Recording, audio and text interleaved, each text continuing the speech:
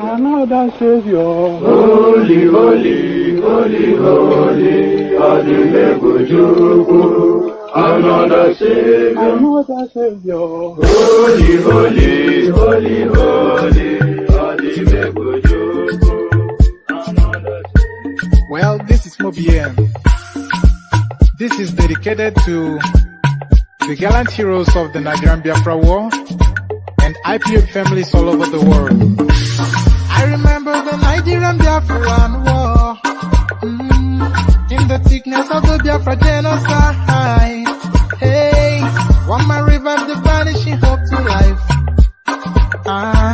Let the great Biafran army to fight, and they were singing out, holy, holy, holy, holy, He's another Savior. They were singing out, holy, holy, holy, holy, He's another Savior. Holy, holy, holy, holy, He's another Savior.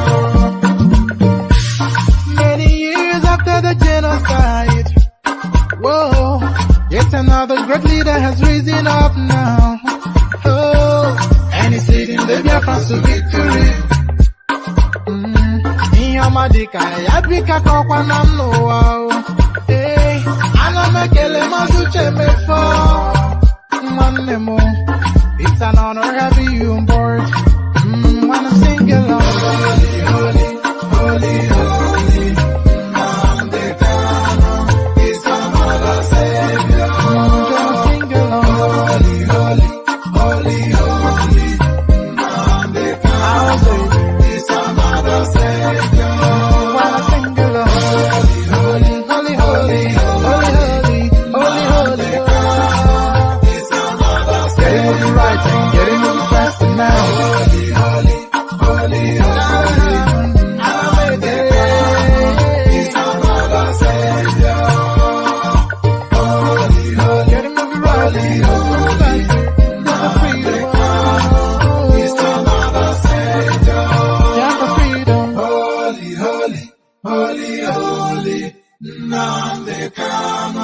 It's another Savior.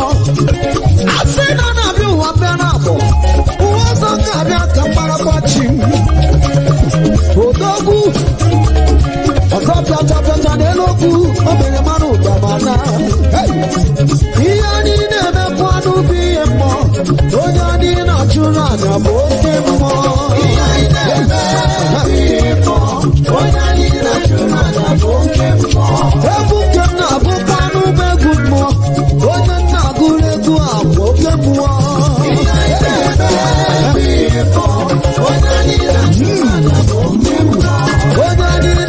aja bụ oke mmụọ onye anyị na-achụrụ aja bụ oke mmụọ onye anyị na-achụrụ aja bụ oke mmụọ onye anyị na-achụrụ aja bụ oke mmụọ onye anyị na-achụrụ aja bụ oke mmụọ onye anyị na-achụrụ aja bụ oke mmụọ onye anyị na-achụrụ aja bụ oke mmụọ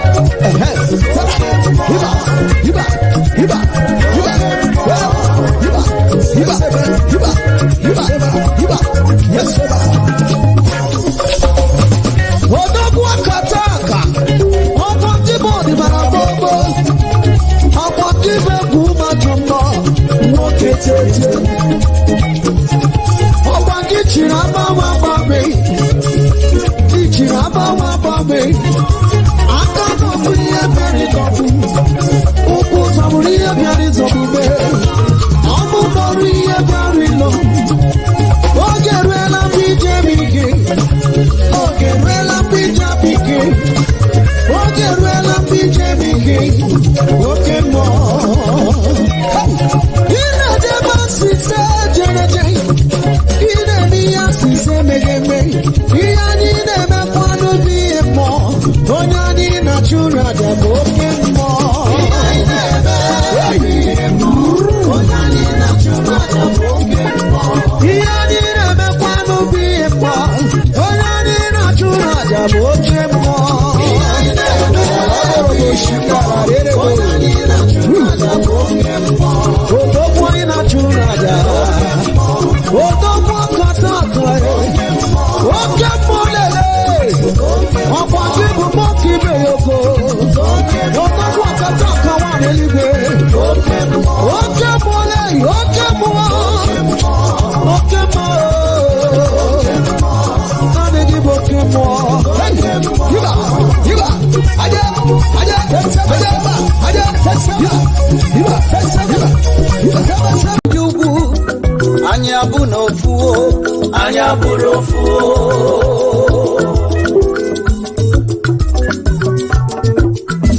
ọ gịnịzi n'ụdị iche ife dị iche erika abịa n'ekike anyị abụrụ ofu abịa n'efe Chukwu a na-akpọ n'ike elu ọ bụ na ọgụgụ isi Chukwu kwanyere anyị aka ọkwọ ya butere jelosi ọzọ bụ na mkpafọ ọbara atọka ha anyị nwere nsọ ala Biafra na nsọ ya nsọ anyị abụrụ ofu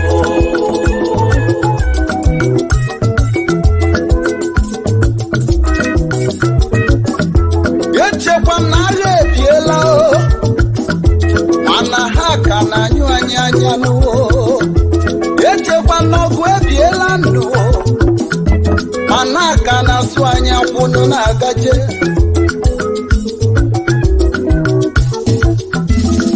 oke ala m egburu anyị asị anyị rapụrụ Chukwu ndị ugwu ebebe anyị asị anyị rapụrụ Chukwu herdsmen egbubenu asị anyị dibe anyị ga-atọ n'ibe akwa anyị ga-atọ n'akwa alili anyị ga-atọ n'iri ozu anyị ama mbezi anyị ama mbezi anyị ama mbezi iwe na-ewenụ m bụ na ife mụ na ha na-achụ mmụọ siri na mụ yiri mmụọ iwe na-ewenụ m bụ na ife anyị na ha na-achụ mmụọ siri na anyị dị ka mmụọ ọnụ m ezigbo onubo ana m ajụrụ ndị ọchịchị Igbo niile Honorable and Excellency Governors of Igbo land ife niile egwuregwu na ndị nọ na mkpọrọ o nwere onye jụrụ ese ha ijuru ese nwanne maka ego mbute ijuru ese nwanne maka ọkwa ọchịchị arịrị ha ji na mmụọ ọ ga-agbakwa gị ụgwọ ị na-anụ ịkwa ji n'ume anyị amanwụzi anyị amanwụzi ụmụ Igbo na Biafra sile na-ekwunu anyị amanwụzi anyị ama nkọ n'igwe alili nwanne anyị amanwụzi anyị ga-atọ n'ili ozi anyị amanwụzi anyị amanwụzi sure.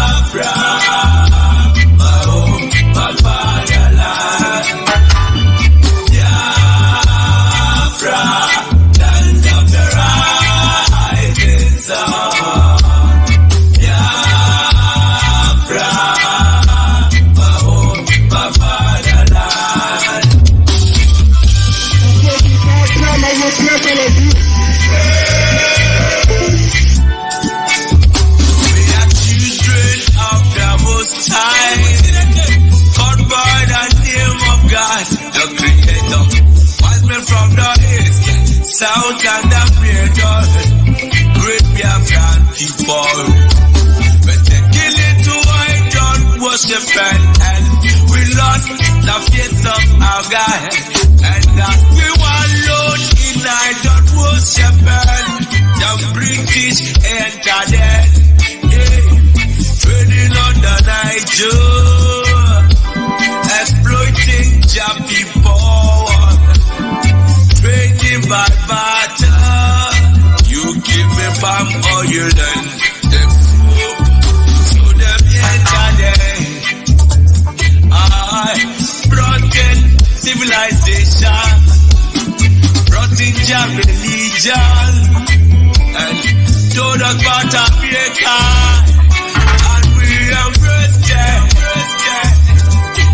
I never knew they've got Nigeria with religious pretend of some.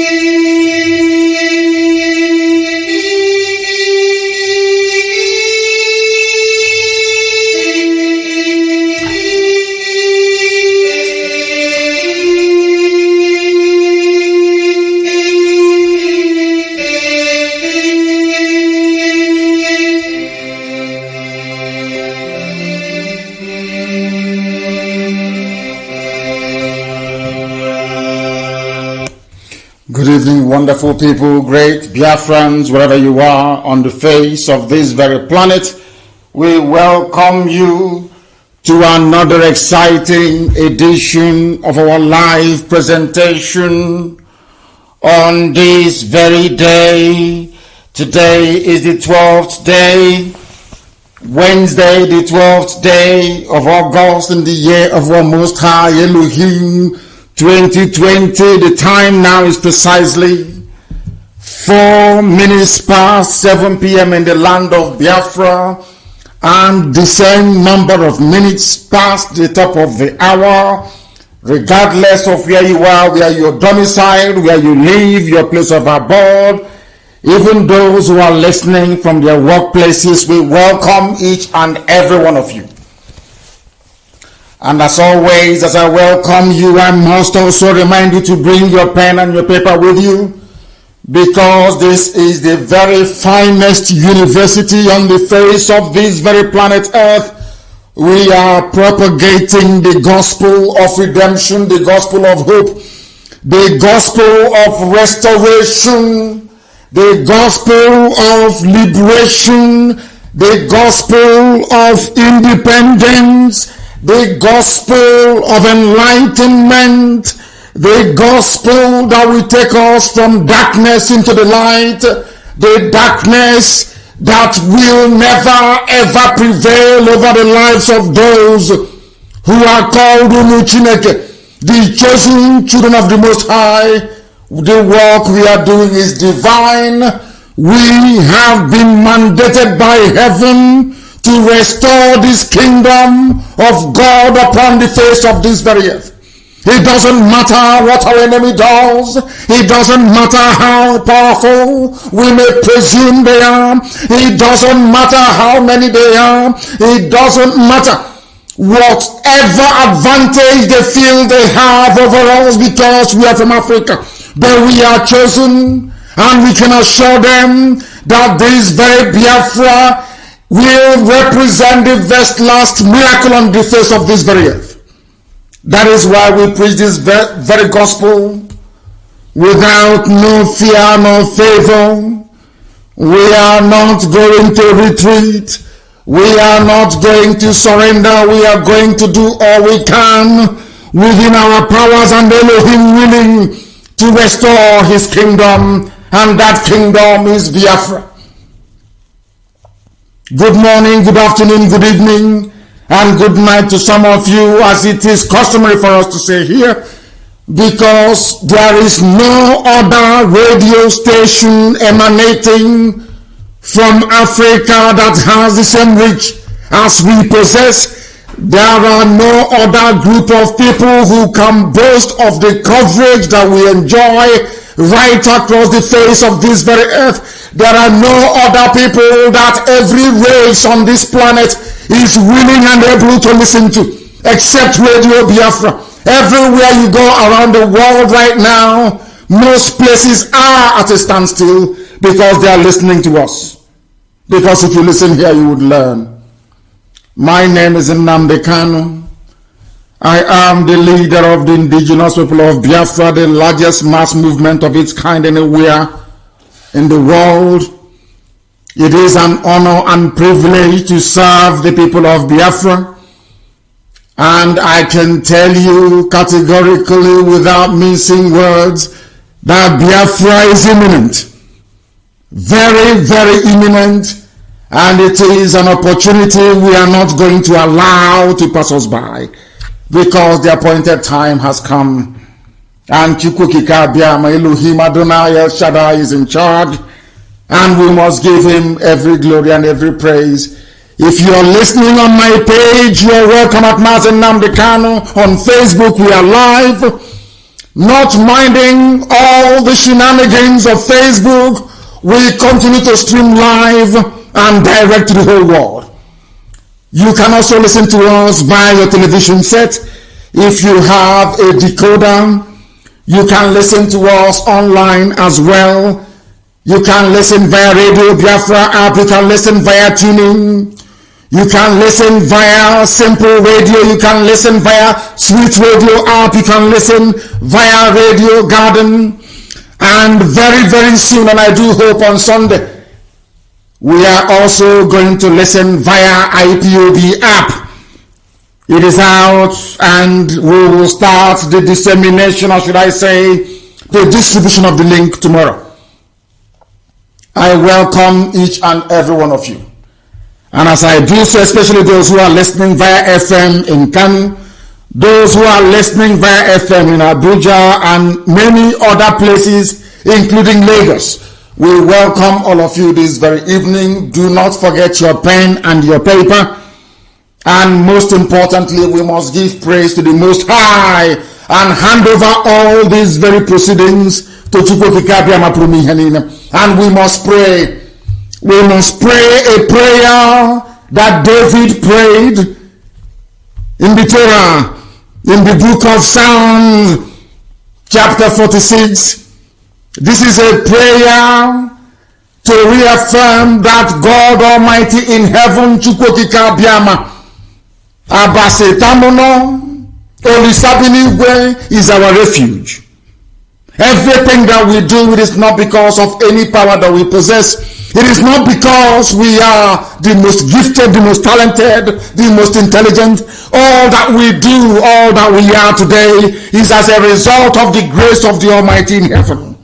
And that same God of creation, the same God of Eri, that same God of the ancients is the God that we give every adoration to. I do not worship an enemy. I don't worship any idol, because it is given that thou shalt have no other God before me. That is the irreducible truth upon which this very movement, a very unique kind that the world has never seen, is anchored upon. That is why we are formidable. That is why we are the children of the Most High. That is why we have the Midas touch. Anything we touch turns into gold. That is why this gospel must be preached uncompromisingly. Let us pray. For God in heaven, Almighty Creator, the ancients of the ancient, the maker of the heavens and the earth, you created everything that the mind of the living soul can imagine, but none created thee. That is why we say you are immortal, you are invisible, you are omnipotent, This very God that every generation who has ever had the grace of knowing thee have always testified to your goodness. That is the same God that we kneel and bow before. This God is our refuge and our strength, a very present help even in this time of Janjaweed trouble, even in this time of Fulani rage and terrorism. Therefore we shall fear no evil. This Ipob shall fear no evil. Even if the whole world is against us, even if Britain intensifies their effort to crush this very light of hope in sub-Saharan Africa, even though they shake the mountains, even though the seas may rise, even though they may give all the weapons and ammunition to the Zoological Republic, no matter what they do, no matter how they foment their rage, it doesn't matter to us. For God, Chukwokika Biama, is in the land of Biafra. We shall never ever be moved. This God of the ancients will help us now and forevermore. For Biafra shall come, and this Lord of hosts is with us. Chukwokika Biama, the same God of Jacob, this same God of Shadrach and Meshach and Abednego, this God that never abandons his people, this same God is our refuge, and we proclaim it unashamedly that this God that we kneel and bow before, we shall worship thee, for Biafra is your promise. Your word is yea and amen. Instead of your word not to come to pass, heaven and earth will cease to exist. Upon this very hope we anchor all our belief that Biafra shall come in our time, and we pray that it come this very year, that your glory may be made manifest in the lives of men, that we may kneel and bow before thee. Nyahansoro tutono nsoporo na ijama na ibisiala Chineke na kepuru ihe niile ko tuto niile wedregeze penso ugama wombe niile bigebi. Ise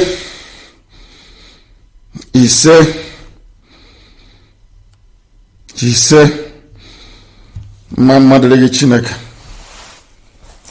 For a minute there I was in the spirit. As I am led to pray, so have I prayed, and we must proceed very, very speedily and without any hesitation to propagate this very gospel this evening. That is a saying where we come from, and the land of the ancients, in the sacred land of Biafra. It means that those who have come to kill us will also kill themselves. You must listen very carefully this evening, because the God Almighty that we serve have placed this very burden of banditry, this very burden of anarchy and strife even amongst our enemies. And I start this very evening by referencing a publication in one of Zoo newspapers. And the headline reads thus: Bandits attack Katsina community, kill one and kidnap two. This very headline this evening and its accompanying analysis is designed as a direct message to those who sponsor terrorism from Fulani land especially. Nasser El-Rufai, the governor of Anambra, of Kaduna State. I wouldn't say Anambra is Kaduna State. Things are happening in Anambra, of course, that is true. But Nasser El-Rufai is the governor of Kaduna State. These are the main sponsors of Boko Haram. I saw a link that somebody posted earlier before I came on air. That link had it bold, loud and clear, that the Fulani governor of Kaduna State, El-Rufai, is the chief sponsor of Boko Haram right now as we speak, and every Janjaweed movement that you have in the zoo killing people. And they say that the dead Buhari, in whose name They are pillaging and looting the zoo dry. It's from Katsina State, rather. Today, bandits have attacked Katsina community as they've been attacking them from time. Some of you do not know that Katsina is a Hausa land. It is not Fulani land. Katsina belongs to Hausa people. And as I keep reminding us all the time, it was the stupidity of the Hausa people that allowed the Fulanis to come in and take over and establish their emirates across the whole of that part of the zoo. Today, they are paying the price for it. I am reading out this very news to warn Ohaneze, to warn Igbo governors, to warn any politician who may be harboring the intention of perhaps wittingly or unwittingly to advance the Fulani cause, which is the conquest of our land. I want to remind all those people, all of you, one after the other. As you can see, I'm speaking very, very calmly. I want to remind each and every one of you, if you're a politician, you are agitating for 2023 or 2096, as the case may be, for your presidency. For those of you who are talking up your prospects of belonging to a one zoo, one Nigeria, all of you should understand what is happening in Katsina today. We know that southern Kaduna is under siege, and also parts of the south, including Biafra land, is under siege as well. But I want to remind you that Katsina people are suffering, and I want to let the world understand, and most of these Efule for politicians to also know this, that the Katsina communities that are suffering today are predominantly Hausa people. They thought that by giving their land, giving their soul, and being subservient to the Fulanis will save them. These attacks are not happening in southern Kaduna, they are happening in Katsina. As I pray every blessed day, when I pray, I say to Chukwu Kikabia Mapurumi Heninem, that same hand that our enemies use to poison us, that unwittingly they put it in their mouth, and they too will become poisoned. And that's what's happening in Katsina. The reason why what is happening in Katsina is very, very poignant indeed is this. These are Hausa people. The same thing today that the Supreme Court governor of Imo State is trying to do by pleasing the Fulani people. The same thing today that I understand what Okalu said, that he's going to fight for one Nigeria. Anybody can fight for one zoo. That is entirely their business. But I want them to understand the mess they are putting themselves and their children into. Because when the Hausa has conspired, the same way that we spend most of our time, especially Igbo men, gossiping every blessed day, not all about an insignificant proportion of them. The same way they spend their lives gossiping every blessed day was how Hausa people gossiped against their kings and their rulers, betrayed their people and gave their land to the Fulani, thinking that all will be well. I want to remind the whole world that even after nearly 200 years of having given their land to the Fulanis are still killing them in Katsina, because Katsina is Hausa land. I want every Efule, I want every saboteur, both those with feeding bottle and those who presiding over Nkwobi, I want them to understand this very clearly. I want you to know the consequences of your treachery.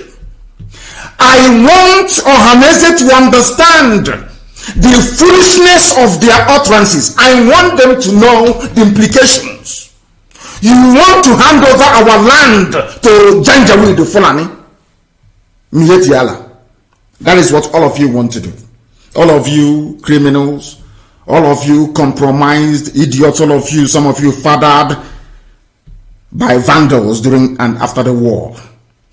I want some of you to understand that today, a Katsina community is under siege. Not one, not two, not three. Should I say communities in Katsina are under siege. And do you know why it's very, very interesting? It is interesting because Katsina is Hausa territory. There were no Fulanis in the geopolitical space that the British named Nigeria, until the Hausas allowed them to come in. The same way today in our land, there are no indigenous or traditional Fulani communities. But in Ebonyi State, Umahi is giving them land. They think we don't know all these things.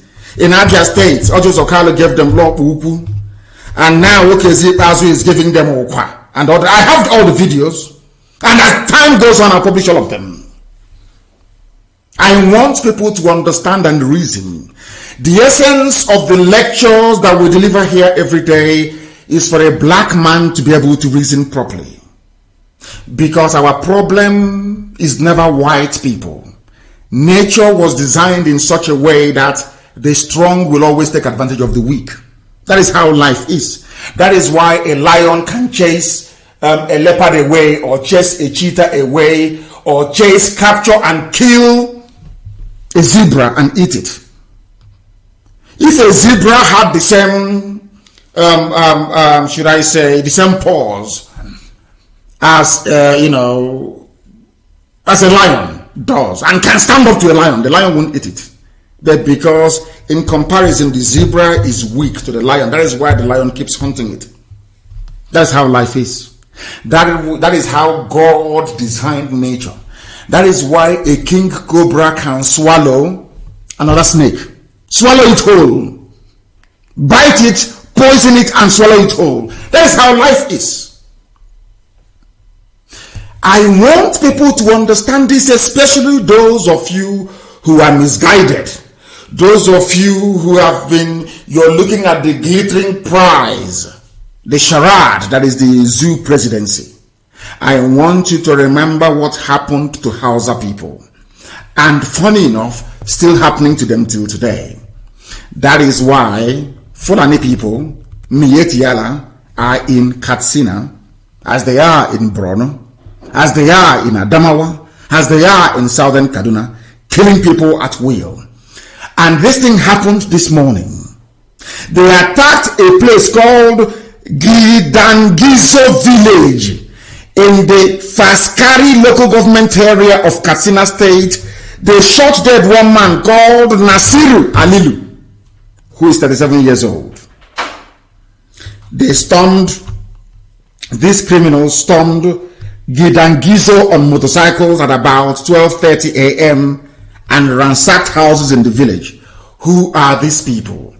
These are the foreign mercenaries, the foreign terrorists that El Rufai said he paid them to stop the killing in southern Kaduna. They have gone elsewhere. Of course, they're still killing southern Kaduna, but they're also killing elsewhere.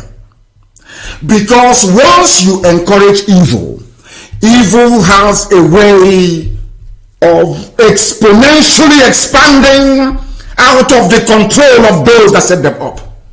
I want Fulani leaders to understand this as well. All of you importing terrorism into the zoo. These are the consequences. All of you condoning the evil that APC has become. All of you who have kept quiet as one mask wearer after another have bamboozled and deceived all of you because you are not discerning enough, because you're not understanding enough. These are the consequences of it. I must commend Ondo State Governor. I must commend the Oduduwa race for spectacularly launching Amotekun in, I think now it's Ondo State, yes. Is it Ogun? I'm not too sure. It is posted on my page. I want Ojus Okalo to understand this. I also want the Supreme Court Governor of Imo State, the ex-419, or should I say current 419, Hope Uzodinma, to understand this very well. I want Ohaneze to understand this, especially the idiot in Anambra that was talking rubbish. I am older than him and he's saying our children. I will knock him on the head if I catch him. He's a child talking rubbish. I want to let all these idiots understand one thing. That your acquiescence, your submission, your willingness to sell your people for the price of a political position or a contract or to be in the good books of the Fulani will backfire, not just on you, but on generations to come. Do you know one funny thing? When Hausa peasants were busy betraying their kings to Fulani emirs. They never knew that a day would come when Fulanis will attack Katsina. Because the three big cities, Hausa cities you had in the Sahel where Gobe, today Fulani too can call Sokoto State. Another one is Kanu. Kanu is an ancient city. Another one is Katsina. Today, do you know that after giving their land to the Fulani, after allowing them to establish and run their emirates, after voting in all exclusively Fulani governors, they are not satisfied. They are still killing Hausa people till today. I want Audio Zokalo to listen very carefully. I know that some people are selfishly self-destructive in pursuit of their selfish goals. They destroy a lot of things. There is a video I will play later, not now, where those that call themselves traditional rulers were sharing money from Fulani people. These are the elders that they claim deserve respect. What they are doing today, future generations are going to pay very dearly for it. These are the things our people would need to understand, if at all they are willing to understand it. Bandits are coming and killing people because Fulani governors, Fulani politicians, Fulani millionaires, Fulani billionaires, enriched with money stolen from the treasury, they went and set up terrorist groups, not knowing that those terrorists will turn around and kill their own people. Today they're killing Hausa people in Katsina. Not minding that Katsina has exclusively Fulani rulership. The emirate is Fulani. The governor is Fulani. Not minding any of these things. They're still killing Hausas there. The father, should I say, the forebears of the people you have today in Katsina were those that sold their land to the Fulani. But that didn't stop them from being killed. For the sins of their forefathers, over 200 years ago in Katsina, they are being killed today. Here's a lesson I want Audio Zokalo to learn. A lesson that I want Ohaneze to learn. A lesson that I want the Supreme Court Governor of Imo State to learn. This is a lesson for us all. Because what we are allowing today in our land, if it continues to grow the way it's been growing,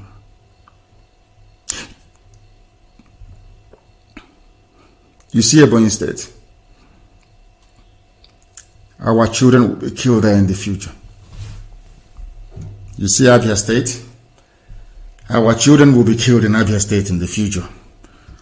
You see Wunno, Chilobuku, all that area, life will become hell for people because of the decisions that Ohaneze and some greedy politicians are taking today in pursuit of only 8 years in office. If you get this 8 years in office, you will destroy our land for 800 years. We will become like the Jews of Europe. In the next 2,000 or 4,000 years, those that are descended from us will fight their way into our land.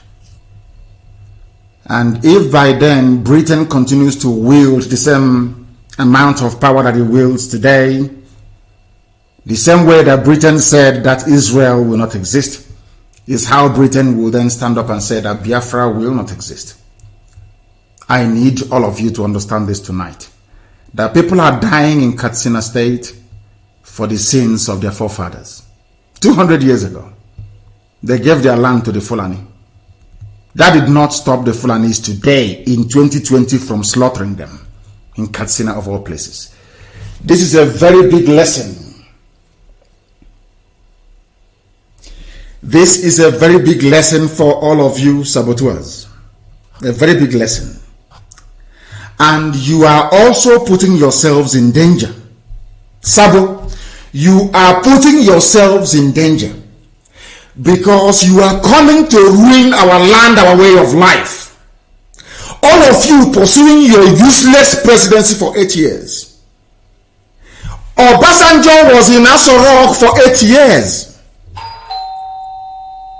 Our Yoruba brothers are today still agitating, isn't it?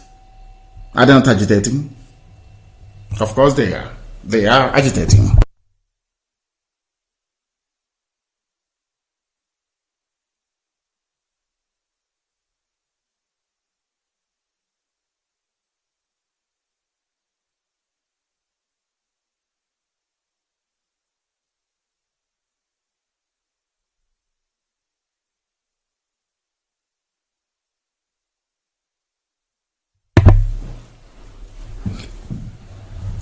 These are the things that I want our people to understand. That 8 years you're looking for today, the Yorubas had it. They had it for 8 years. And what became of them? Today they are agitating for the Duwa Republic. Today they are at the forefront of trying to return the zoo to the 1960 constitution of regionalism. 8 years did not do anything for them. Jonathan was in power for 6 years. What did he do for Biafra? Nothing.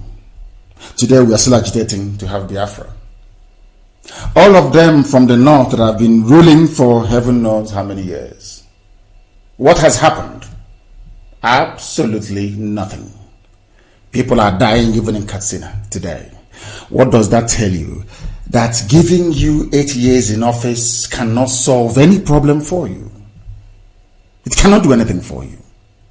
We want to remind all of them, all of you who are clamoring and campaigning and talking rubbish about presidency and saying you don't want Biafra, or that you've been mandated to talk about one Nigeria.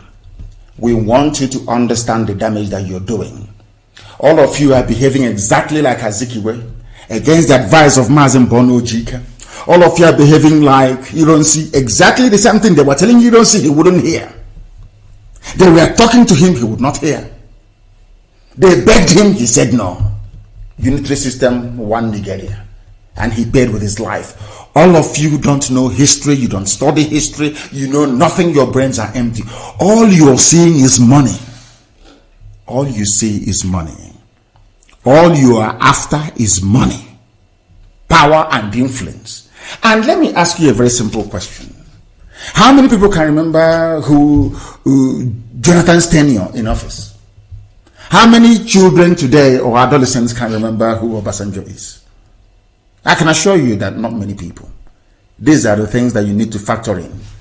Because we in IPOB, we sat down for many years. We considered all these permutations. We came to the conclusion that only freedom will suffice. Let everybody be on their own. And if they want to get together in the future, that's entirely their business. These are the things that the Fulefus must understand. And as we are preaching tonight, if nothing would move you, all of you Fulefus, all of you fools talking about one Nigeria, all of you yapping your rubbish every blessed day on the pages of newspapers, all of you talking garbage about presidency. Let us play. You've also, this clip went viral, it's everywhere.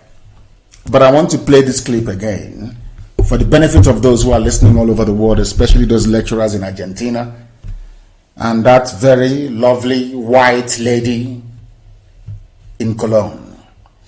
I want people all over the world to understand what somebody who has seen money tasted power sounds like today in the zoo. The former deputy governor of the Central Bank of the Zoological Republic, that the world may know, that the Fulefus may know, because there is something called expediency. Those things you're doing today, campaigning for zoo presidency, saying, oh, we are everywhere, we own shops, we own chemists and all that rubbish. The Jews had the same thing in Europe. It didn't stop them from being slaughtered. And as Mbakwe once said, a first fool is not a proper fool. Is a second fool that is proper foolish. I think it goes somewhat like that. We were killed over 5 million before. The world never questioned. Nobody asked questions. Nobody stood trial. No tribunals were convened nor set up. Nobody was tried. Even the fool that killed over 5 million people, go on, is walking about today telling us to pray. Let me tell you something. If we make the mistake of falling into this trap of one Nigeria, one zoo, one presidency, I can categorically assure you that the next time they will kill over 10 million. And as long as Britain is there to protect them, the world will not set up any inquiry either. Only 150,000 people die. I'm not trying to diminish the lives lost in Rwandan genocide. There was an inquiry. People were killed in the Congo, there was an inquiry. People were killed in Bosnia-Herzegovina, in the Yugoslav wars, there was an inquiry. People were killed in Cambodia under Pol Pot, there was an inquiry. The UN stepped in. 5 million of you were killed and nobody asked any question. If that doesn't remind you to love yourself, then nothing else will. Nothing else will. The mistakes the Hausas made, we cannot afford to make it. The mistakes that others have made, we cannot afford to make it. And do you know why? Because we have too many enemies than those people. There is no other race on this that is hated more by the British than Biafra, and the Igbo man especially. There are 3 races that Britain hates very bitterly: the Irish, the Kikuyus of Kenya, and the Igbos. Go to your history. It was a Times editorial. What I'm telling you, I read in a British newspaper. They hate us with a passion. That was why they set up the Willings Commission to divide us, despite the fact that you have more varied ethnic groups in the north than in the south. Despite the fact that the same British anthropologists wrote that Ibibio and Igbo are the same. Despite the fact that if you go to Wikipedia, you will see them write very clearly and legibly that Anang and Igbo, they are one. It is there. It is for everybody to see. Yet they set up a minority commission and established the Niger Delta rubbish, the nonsense you call Niger Delta, to divide us, to cut us into pieces. So we hate ourselves. But they went to the north.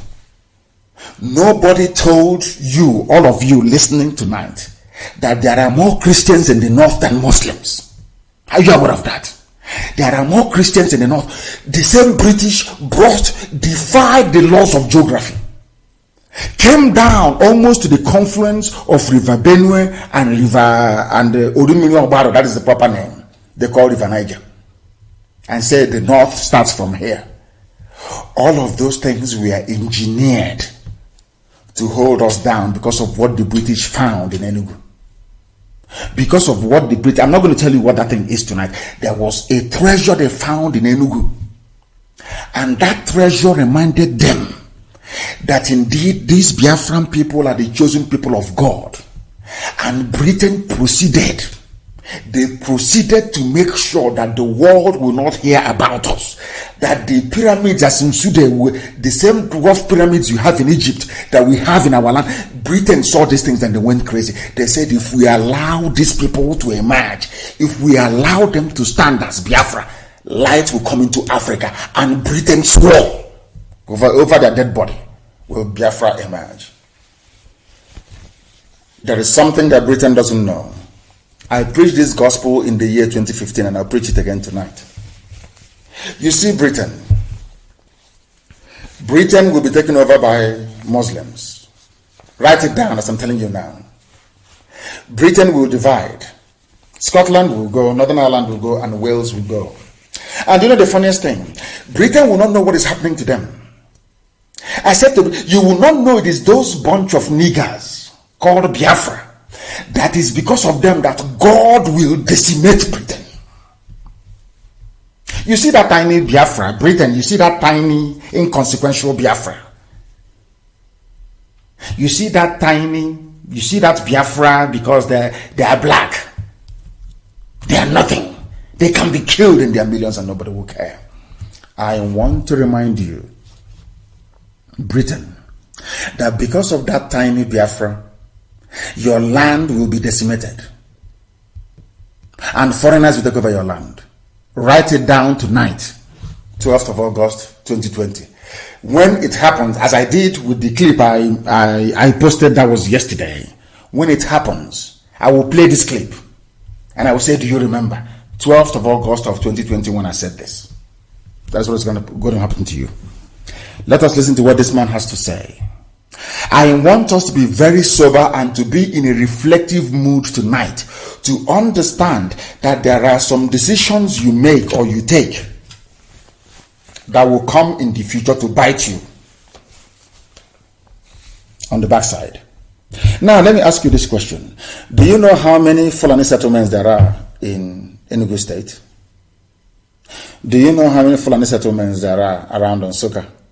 Do you know how many, acres, should I say hectares of land the Fulanis have taken over in Nsukka? Now, wouldn't it be nice to go back to Zeke's grave and dig out his body and show him what has become of his one Nigeria?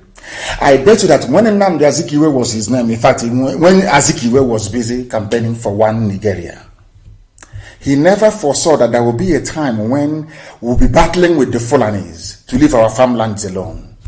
Nnamdi Azikiwe never foresaw that a time will come when when women in his village will be raped and killed by the Fulanis. Nnamdi Azikiwe never knew that one Nigeria meant Fulani hegemony. Nnamdi Azikiwe never read the intentions of the British, that their sole aim was to breed a race of vandals, people that can never ever be educated enough. And as I'm talking to you, please, I'm sorry to interrupt. Do you know that Facebook, what they do is, when I post something, after every 3 days, they remove it. As I'm talking to you right now, I want to see if I can snap the screen of one of the computers that we are using to broadcast tonight, because very shortly they will remove it. What they have done, I want you to understand the number of powerful enemies that you have. Biafrans. I want you to look at Trump, for instance. I'm not saying it because Trump is going to do anything for us. Look at the number of enemies that Trump has today. Some of them for no reason. I want you to look at it. How almost the entire world media is against one single man. That is the same fate that Biafra is undergoing. For no discernible reason. Hatred from everywhere, including from quarters you feel ought to know better.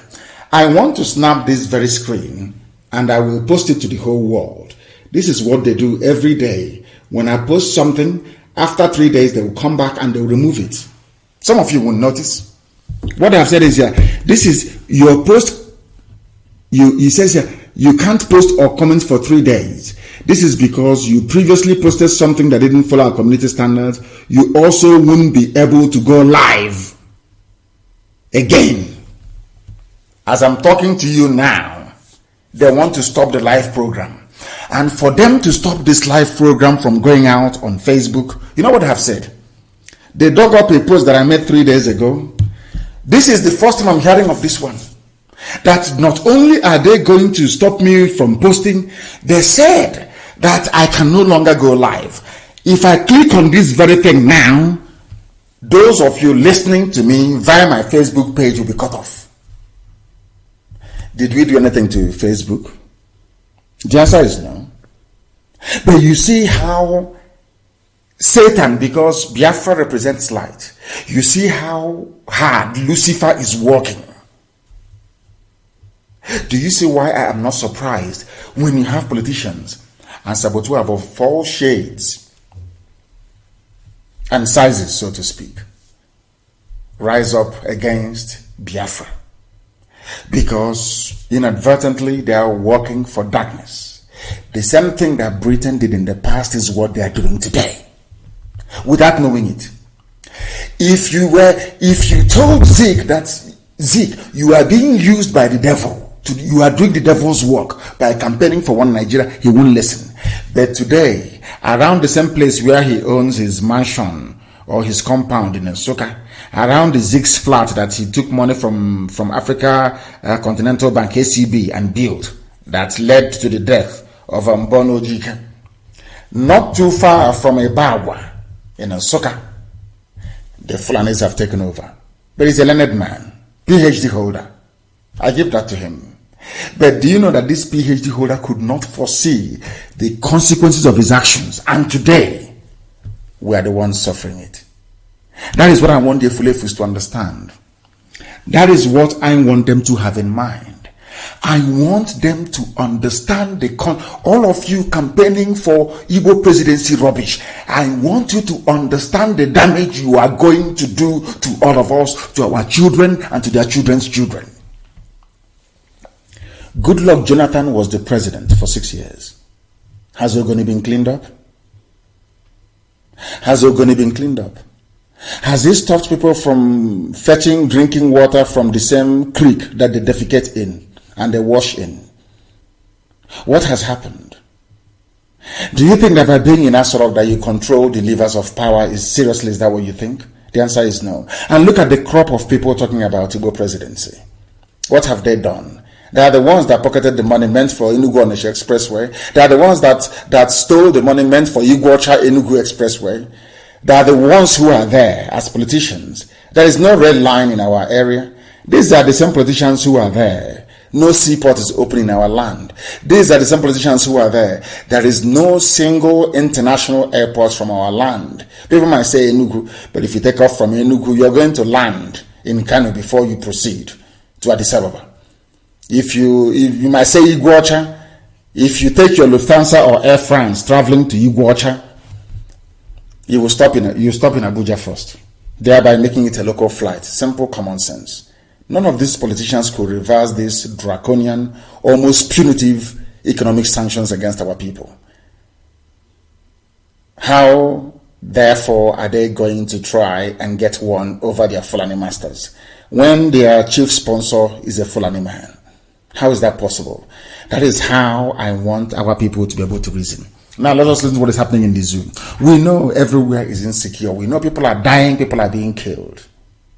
But let us hear from those who are directly being affected,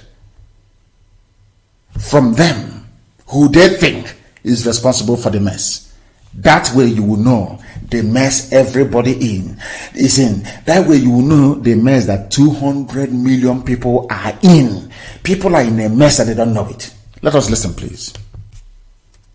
Which is it for you, Dr. Obadiah? Do you think the government is unwilling or unable to protect the people of Southern Kaduna? Yes. In fact, it is not only unable, it is unwilling, and we have good reason to feel that they are part and parcel of the killers. Are you listening? This is Mr. Obadiah. He is the former CBN deputy governor. So I'm sure some of you have seen this clip. It's gone viral. It's everywhere. Later on, you will see that he's been invited by DSS. What he's saying is that exactly what I've been telling U.S. lawmakers. I have been telling U.S. lawmakers that the government of the zoo, I call it the presidency because there is no president, these collection of Fulani criminals, that they are indeed the ones sponsoring terrorism. He is not a Biafran. He's from Middle Belt. They are the ones who are being killed. And he has opened his mouth to confirm it to the whole world. And in the same place where this very news is reverberating, which is in Abuja, the British High Commission is there. British intelligence services, they are there. U.S. Embassy is there. U.S. intelligence services, they are there as well. The one thing some of you don't know is, as I read out to you a few programs ago, the reason why Britain created Nigeria is because they wanted a country with a large landmass and population through which they can control the whole of Africa. That is their aim. The same way that are controlling your lives today through cattle rearers and nomads. Mietiala.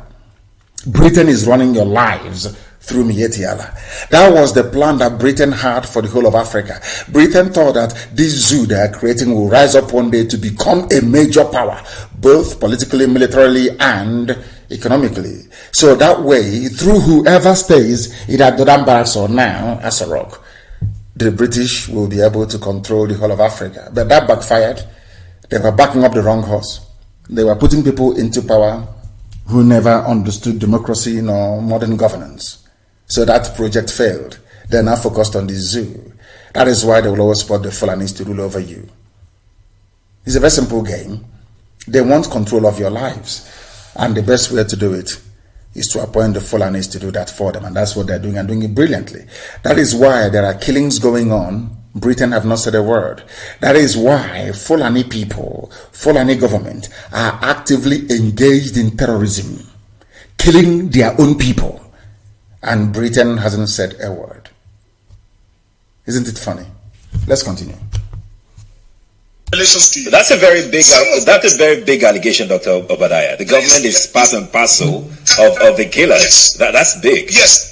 Okay, how will the government just say, oh, it is revenge killing and so on? Then you leave it there. Oh, because it is revenge killing and so on and so forth. The body language of this administration, the body language of the state government shows clearly that they have a hand in the killings. No doubt about it. Because, you see, General Abacha, and people don't give him his due. Do you think you would have tolerated such nonsense? And let me make some revelations, because some of us also have our own intelligence networks. Okay. Have met with some of the bandits. We have met with some of their high commanders. One or two who have repented. They have sat down with us, not once, not twice. They told us that one of the northern governors is the commander of Boko Haram in Nigeria. Are you listening? Boko Haram and the bandits are one and the same thing. They have a sophisticated network. During this lockdown, their planes were moving up and down as though there was no lockdown. Moving ammunitions, moving logistics, moving money, and distributing them in different parts of the country. They are already in the south, in the rainforest of the south. Are you listening? They're everywhere. They took. And which people have the rainforest in the south? Is it not Biafra? And Pastor Oduduwa as well. During lockdown, they were moving the same thing I've been telling you. During the lockdown, they were moving people, moving the terrorists all over the place. All of you saw it. Some of you saw it. You saw them moving their terrorists all over the place. We kept warning you that these are terrorists. Did you hear Britain say anything? I made a post today, and I reminded Britain of the formation of Amotekun. I also reminded Britain that Mietiala have now formed their own vigilante across the entire 36 states of the zoo. The day now we launch our own, Britain will be the one to now write US and tell them to please watch IPOB very well because they are trying to foment trouble. Others have done theirs, they've not said anything. This man is telling you something that should, had this happened anywhere else in the world, there will be pandemonium, there will be a raft of condemnations from UN, EU, everywhere. Ask yourself this question. Why is it that no matter what the Fulanis do in Asarok, there is no word of condemnation from the British? Have you ever asked yourself why? Maybe one day you need to do that. The answers you will find, I can assure you, you will not like. Have you heard what this man said? They are now in the rainforests of the south. This is something that the likes of Ojuso Kalu do not know.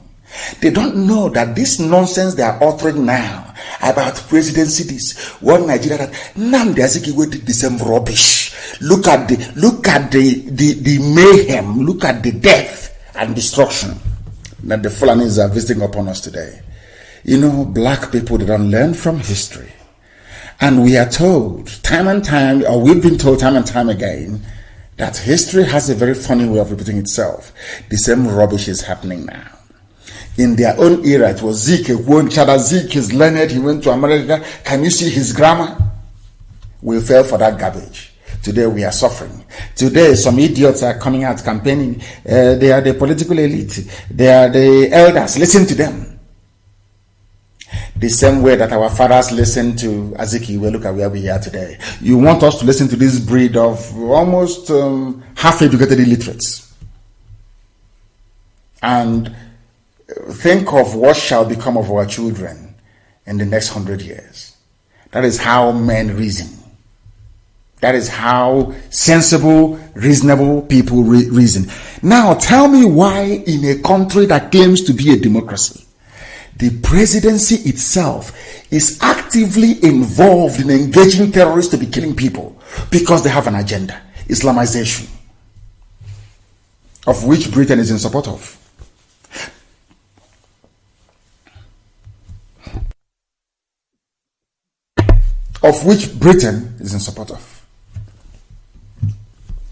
Let's listen again. Listen carefully. You leave it there. Oh, because it is revenge killing and so on and so forth. The body language of this administration, the body language of the state government shows clearly that they have a hand in the killings. The government has a hand in it. Because, you see, General Abacha, and people don't give him his due. Do you think you would have tolerated such nonsense? And let me make some revelations, because some of us also have our own intelligence networks. Okay. Have met with some of the bandits. We have met with some of their high commanders. One or two who have repented. They have sat down with us, not once, not twice. They told us that one of the northern governors is the commander of Boko Haram in Nigeria. That's El-Rufai. Boko Haram and the bandits are one and the same thing. They have a sophisticated... The Boko Haram and bandits, they are the same. One specializes in killing civilians, the others are engaging the military. All of these things are Fulani plans to advance to the Atlantic Ocean. To secure the zoo called Nigeria. To secure the zoo called Nigeria for their children and their children's children. Everybody is saying it that they have failed. I want to read a news that have just been sent to me. So all of you listening to your so-called South politicians, you are handing over your future, the future of your children, to cattle headers in Mietiala. If that is not the case, why would somebody, a respected governor like Autumn, say that we have failed Nigerians as leaders? They have all failed. These are failures. A sitting governor is saying that they are all failures. People who, now listen, I don't know how to explain this so people can understand this very clearly. Now listen. The people telling you about one Nigeria and the Igbo presidency, they have been in power for a very long time. Since after the war, they are the group that the Fulanis groomed into leadership. Not grooming them to serve you, grooming them to serve their interest, to impoverish you, so we can all travel abroad in search of greener pastures, and we leave our homes open, so that we can no longer marry our daughters. Because most of our men who are outside are married to outsiders. Our daughters are at home, most of them are not, but they keep going to church and keep praying, but there is no husband. Because those who are supposed to marry them are all abroad, married to foreigners all over the place. I'm not blaming anybody for that. That was what the condition gave. People had to travel abroad to go and look for greener pastures. But in our thinking, in our psyche, because of course if you travel abroad, you need to marry a citizen of that place for you to harmonize your papers. That is true. Or you claim asylum, as the case may be. Now, what I'm asking you is this. Do you know that when people travel abroad to in search of greener pastures, we forget that back home we are creating a social disaster. There are now many of our sisters that nobody can marry. But when we are traveling abroad, we never think about it. When we are looking for green paper or asking for residency, we don't think about it. We marry foreigners, we marry outsiders. Our sisters, nobody marries them. Now you understand. These are what is called the unintended consequences of our actions. Tonight I'm telling you that the unintended consequences of the actions of these useless politicians talking rubbish about presidency, rubbish, one Nigeria garbage. Our children will bear the consequences, not them, because by that time we'll all be dead. What is now happening in the Middle Belt, happening in the North, will happen to us as well. But this time around, at a far more grievous, a far more heightened scale, and nobody will come to our rescue. Do you know why Facebook removed the post that I made? Because in the post I made, I told Britain that they created the nigger area. I said to Britain, today you can see what your Fulani pets are doing. You cannot talk. The day we rise up now to defend our land, I will bring you their submissions and their letters to UN, to EU, to everybody. They will be the first to say, oh, look at them, they've come again, secessionists. Biafra, they have come again. That's why Facebook said I should remove it. Facebook said I should remove it. In fact, they've removed it for me, not even that I should. And they have banned me. So I don't know if this very broadcast is still going. And I'm sure they will tell me. If this broadcast is not getting through, I'm sure somebody somewhere will tell me. It is still ongoing on my page. These are the enemies you're facing. Very powerful, but you don't know. Their plan was to depopulate our land. Their plan is to keep sponsoring all these terrorists until we flee from our villages. Their plan is to take over our land. And I can assure you, no world power will come to our rescue. For the simple reason that one of the few good people left, which is the US president, he's under siege. Trump is under heavy siege. From the left, everywhere he's being bombarded. Because he's doing the work of God. Look at where we are today. A man is telling you that the government of the country some of you pledge allegiance to is complicit in the murder of you. They are slaughtering all of you. And nobody wants to come out to protest en masse. Nothing is happening. Compare that to Lebanon, where ministers are resigning. People are out on the streets demonstrating in their millions. Compare that to your apathy as a black baboon in Africa. It is very clear. This man have said it all. What else do you want to hear from me? And the reason why I said that Governor Autumn is one of the few reasonable, sensible politicians in the zoo, because he calls it as it is. That is why I respect him. He says things the way they are. He said, allow responsible citizens to carry assault rifles. Only, can you believe that people are sick? Can you believe that in a country you claim is yours, Nigeria, only one group of people are allowed to carry AK-47 assault weapons? Who are they? Fulani Miyetti terrorists with their cattle. Every other person is not allowed to carry AK-47. Governor Autumn is saying, allow ordinary people to defend themselves. A sitting governor. The same thing I told the whole world in 2015, that they are coming. I told you they are coming. In 2014, I said the same thing, that they must come. Have they not come now? Now, a governor, the same thing that I said, they said, it's reasonable felony that all these baby saboteurs, they were producing it and giving it to every government of the world. They gave it to the Canadians, they gave it to the US government, they gave it to the Australians, everywhere. The same thing I was saying, give us arms to defend our guns and bullets to defend our land, is what a governor said today, in the newspaper. I'll read it for you. Breaking, it says here. It was published by Vanguard newspaper. Let responsible citizens carry guns, assault weapons, to match Miyetti Allah. Miyetti Allah are their foot soldiers. Miyetti Allah is in Boko Haram. They are in ISIS. Miyetti Allah is in Al-Qaeda in the Maghreb. This Miyetti Allah, they are the bandits themselves. Your useless Miyetti Allah, they are the criminals. They are the killers. Britain, have you heard Britain talk? No, never. Now listen.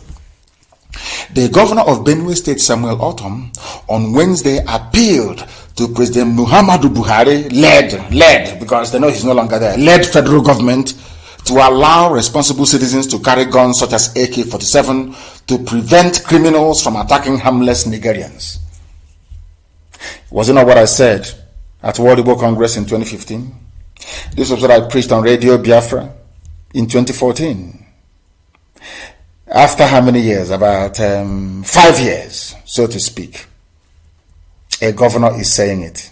And nobody is charging him with treason. Nobody wants to hang him. Nobody has made an attempt on his life to kill him. I survived 2 assassination attempts. One at Obakala, one when they stormed my house. 2 attempts to kill me. I have the videos. I have not shown you the video of the one at Obakala. Somebody shot it, he was with me. One day I'll ask him to release it. I have survived 2 onslaughts. They were shooting at us. At Obakala, ask Obakala people, they will tell you. Ask the war, they will tell you what happened that very day. They said that we had juju with us. That was why the guns couldn't penetrate.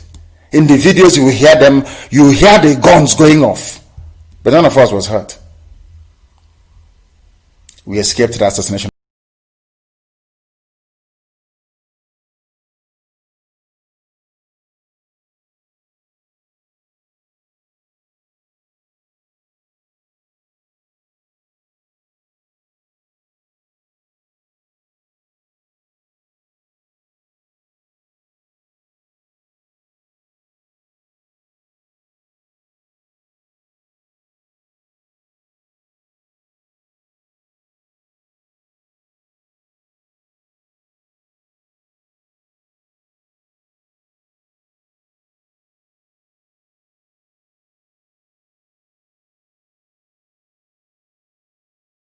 Defend yourselves.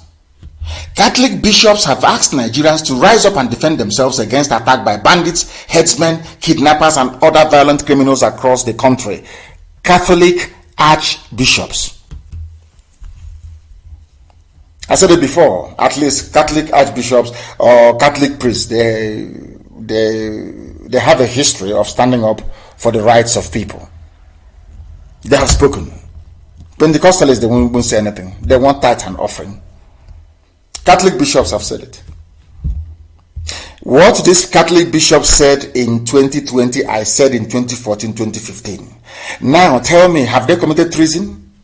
Have these bishops, Catholic bishops, have they committed treason? How can somebody be coming to kill you? They claim is from Mauritania, somebody from Mali, somebody from heaven knows where, coming to kill you. Because if you catch them and say, oh, they are foreign bandits, they are foreign terrorists, coming to kill you. Yes, somebody is telling you not to defend yourself. You listening to such a fool, are you not an idiot? You see, when I speak, they say I insult them. Tell me, people that exhibit this level of idiocy, why they shouldn't be entitled to insults. Nnamdi Kanu said it. He said, bring him, let's hang him, let's kill him. A governor have said the same thing that I said. Catholic archbishops are now saying it. Are you coming to me to apologize? Maybe one day they will apologize. Maybe. But I just want to let you know that what we see 5-10 years ahead, you cannot see it now. That is why everything we do always yield the right results at the right time. There are some things that we say on air. There are some things that I say to people. I tell them. They find it very confusing and baffling. They wonder, how is that possible? But one day it will happen. By the time in 2015 I was telling World Igbo Congress to give us guns and bullets, people thought I was crazy. They said he's a warmonger. He wants to start war. And I said to them that I have seen something you cannot see. They said, how? Are you a prophet? Are you a man of God? I said, I'm not. But I preach the gospel of Elohim. Chukwu gives me revelations, and I tell you, and it will come to pass. They said, no, it's not good enough. That thing I said 5-6 years ago, Catholic Bishops are now saying it today. A sitting governor is now saying the same thing. What does that tell you about us? That we are very special. Very, very special, I assure you. We see things that others cannot see. And when I tell you that the zoo is gone, the zoo is gone. If I tell you that Biafra has come, Biafra, that is nothing. Let me tell you something. People, I said this last week. The reason why I said Biafra is the last miracle is because despite all the opposition against the emergence of Biafra, especially from Britain, Biafra will come. That still is a miracle. Not by what you and I are doing, but by the grace of Almighty God in heaven. Catholic bishops have told you, defend yourselves. Do you have AK-47 where you are now to defend yourself? If they now come to your village to ransack, which is they come in army and police uniform, they now come to kill. Tomorrow we'll put it on Facebook. Hey, what is happening is bad. This country. But meanwhile, may the soul of the departed rest in peace. End of story. Remember all our righteous indignation and outrage at Ozowani massacre in Enugu. And I'm saying, go and Google Ozowani massacre by the Fulani. Go and Google Nimbo massacre. What I'm saying to Ojo Zokalo, that fool from Ohaneze in Anambra State, that idiot. What I'm saying to you is, do you think that when Nnamdi Azikiwe was championing his one Nigeria with Ahmadu Bello and Tafawa Balewa, that he thought one day that these same people will send their grandchildren to come and kill his own grandchildren? He never knew that. But one man saw all these things. What I'm telling you today is not new. There was one single man, a Biafran, that saw all of these things. He called Azikiwe to what? The same thing we are telling Ohaneze today and all these Efulefus. These people that keeps talking rubbish every day to BBC, we're talking nonsense. What we are telling them now is, I want to remind them tonight to remember that man called Mbonu Ojike. Mazi Mbonu Ojike told Azikiwe, this your World Nigeria project will backfire.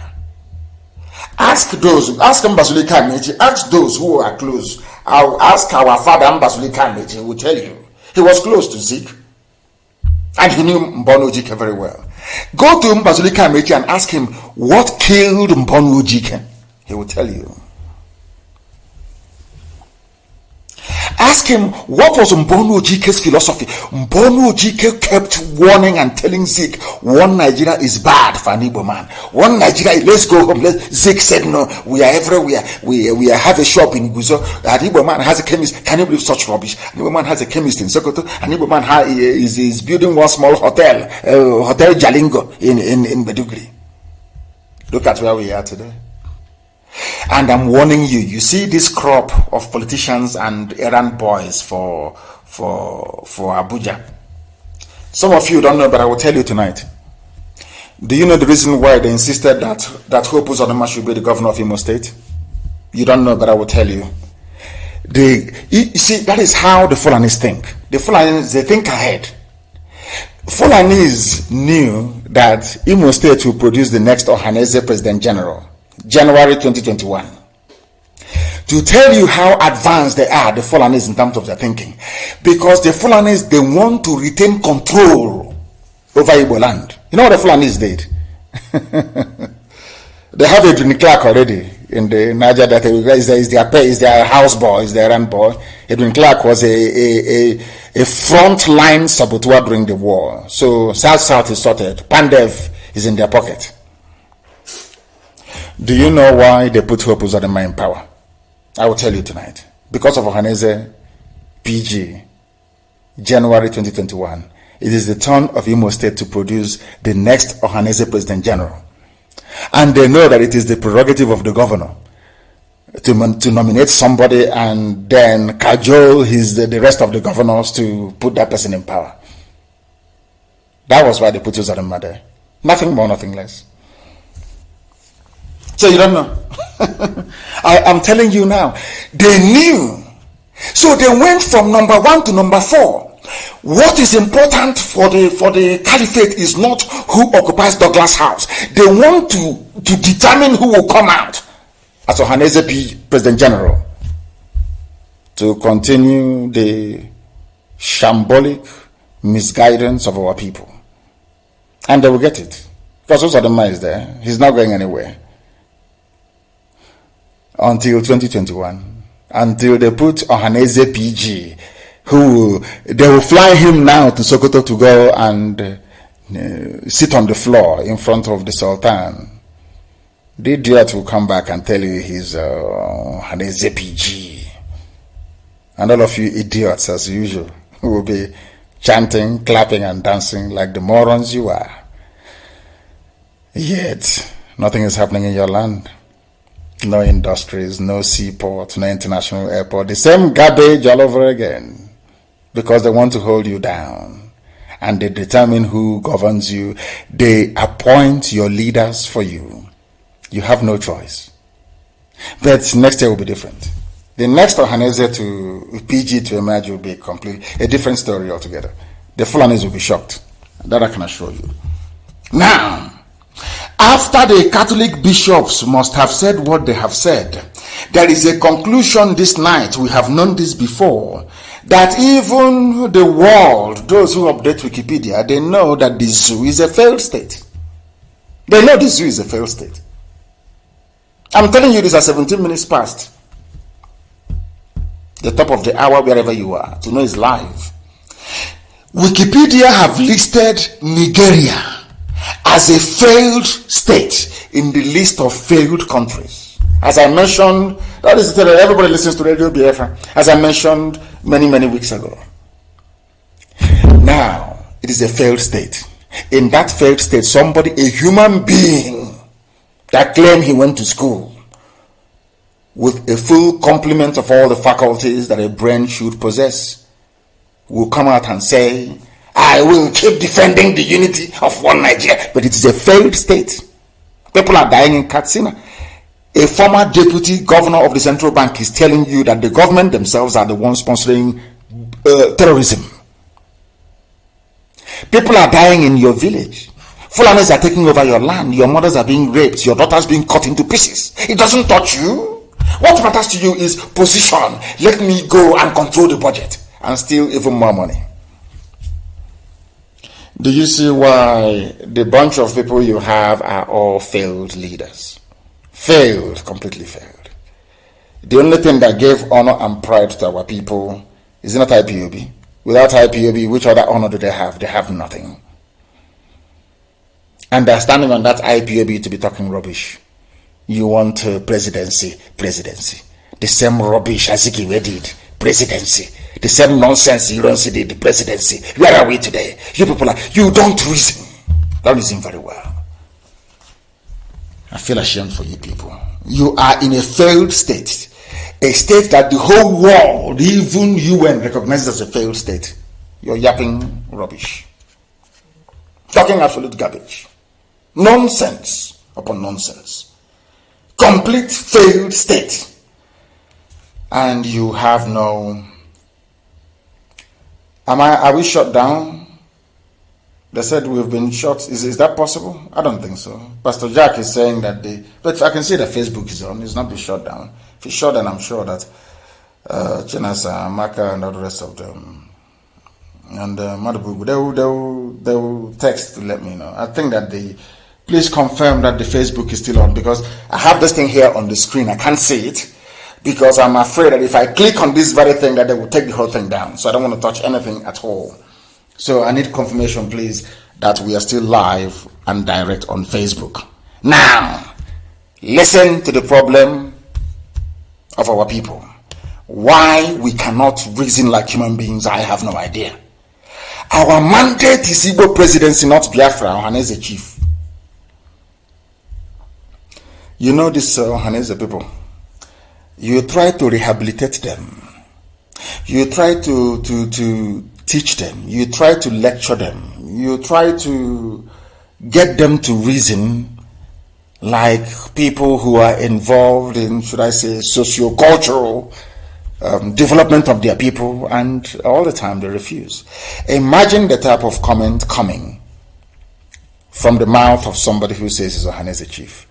Because we gave them the leeway, because we spoke to them, because we said we'll be nice to them. Can you see the nonsense coming out of their mouth? Unguarded utterances. When it was the time of the Yorubas, when they wanted to agitate, using OPC and the rest to agitate, did any Yoruba politician come out and say, we don't want to do what we want is a Yoruba presidency? You see how foolish people are. You see, when I say that, they say, I don't want to insult anybody in Ohanese, but you see how daft they are. I'm asking you a simple question. When OPC's agitation was raging for Duduwa Republic, and they produced Olufalaye and Obasanjo to contest in 1999, I'm asking you fools, some of you idiots in Ohanese, I'm sorry to say, but I have to use this type of language because you people are fools, you don't know anything. I want you to go back and show me where any frontline Yoruba politician or elder came out and said, we are warning OPCO, what we want is Yoruba presidency, not to Duduwa Republic. I want to prove to the world that these people that, some of these people that speak for Hanese, they're just fools. They have no brain. They claim they're politicians, but they know nothing. They don't know what is called leverage. They have no idea what a leverage is. Let me give you another example. When Fulanis formed Boko Haram to kick out Jonathan, and Boko Haram was killing people everywhere, I will get to it later on, and Ihejirika was fighting them. What did Buhari say? Did Buhari say to Boko Haram, stop what you're doing, or we are only interested in the Fulani presidency? I want to prove to the world that an average Igbo errand boy, stroke politician, is a complete dumb fool. They have no brain. So you cannot come and make a forceful point for your useless Igbo presidency. You had to use Biafra to prove to your Fulani masters, I'm loyal to Nigeria. But I'm asking you now, everybody knows what Boko Haram stands for. They want a caliphate in the north. Buhari won election in 2015 supporting Boko Haram in the open. Are you following what I'm saying? Igbo efulefu, and can you reason at all? A idiotic Igbo efulefu, Hanezeka, is your brain. Can your brain actually articulate? All of you idiots who want Nigeria, this Nigeria, that. I'm asking you, when Buhari was defending Boko Haram in broad daylight, an attack against Boko Haram is an attack against the north, did he say to Boko Haram, our problem is Fulani presidency, not caliphate? Did you not vote Buhari in 2015 despite his support for terrorists? Did you not have a choice of choosing from two Yoruba men, Olufalaye and Obasanjo, as a direct result of OPC's agitation following the annulment of June 12? Not Nadeko, grassroots agitation on the ground by OPC. They gave them two presidential candidates at the same time. They invoked the doctrine of necessity. But a typical useless, daft, Igbo idiot politician with no brain. You think by attacking Biafra that the Fulanis will give you Igbo presidency. See how foolish they are. I've been able to prove it to you, how daft you are. I want you to go back and get me any condemnation of Boko Haram pre-2015 from Buhari. None. He was supporting them. I'll read it for you later.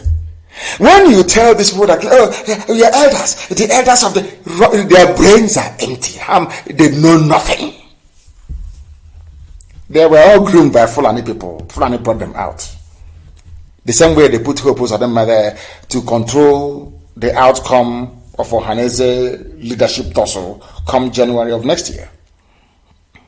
I'm asking you, I want you to show me where a Yoruba politician rose up in 1999 or before 1999 and said, our problem, Gani Adams, you're warning you, our problem is Yoruba presidency, not all these things you're doing. And they still got it. Two Yoruba men contested.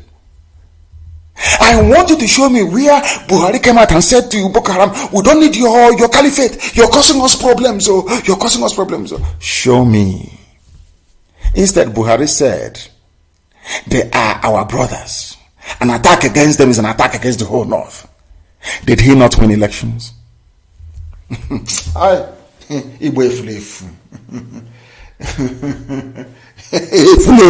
They know nothing. Yapping rubbish. One Nigeria. We want one Nigeria. I will defend one Nigeria till I die. People talking rubbish. Our mandate is Igbo presidency, not Biafra. Ohana is a chief. Because we made the mistake of talking to them. Have you seen? You see their lives? You see how they behave? They have no brain, no knowledge of history. Stupidity everywhere, from top to bottom. Stupidity everywhere. All they do is, we are elder. Their brains are. And I said to them, don't foolish young people grow old? Some of these baby saboteurs we have now, are they not going to grow old? So when they grow old, they become elder as well. Is that correct? We are preaching the gospel of redemption, please. Live and direct. And the Vanguard newspaper today rushed and published it.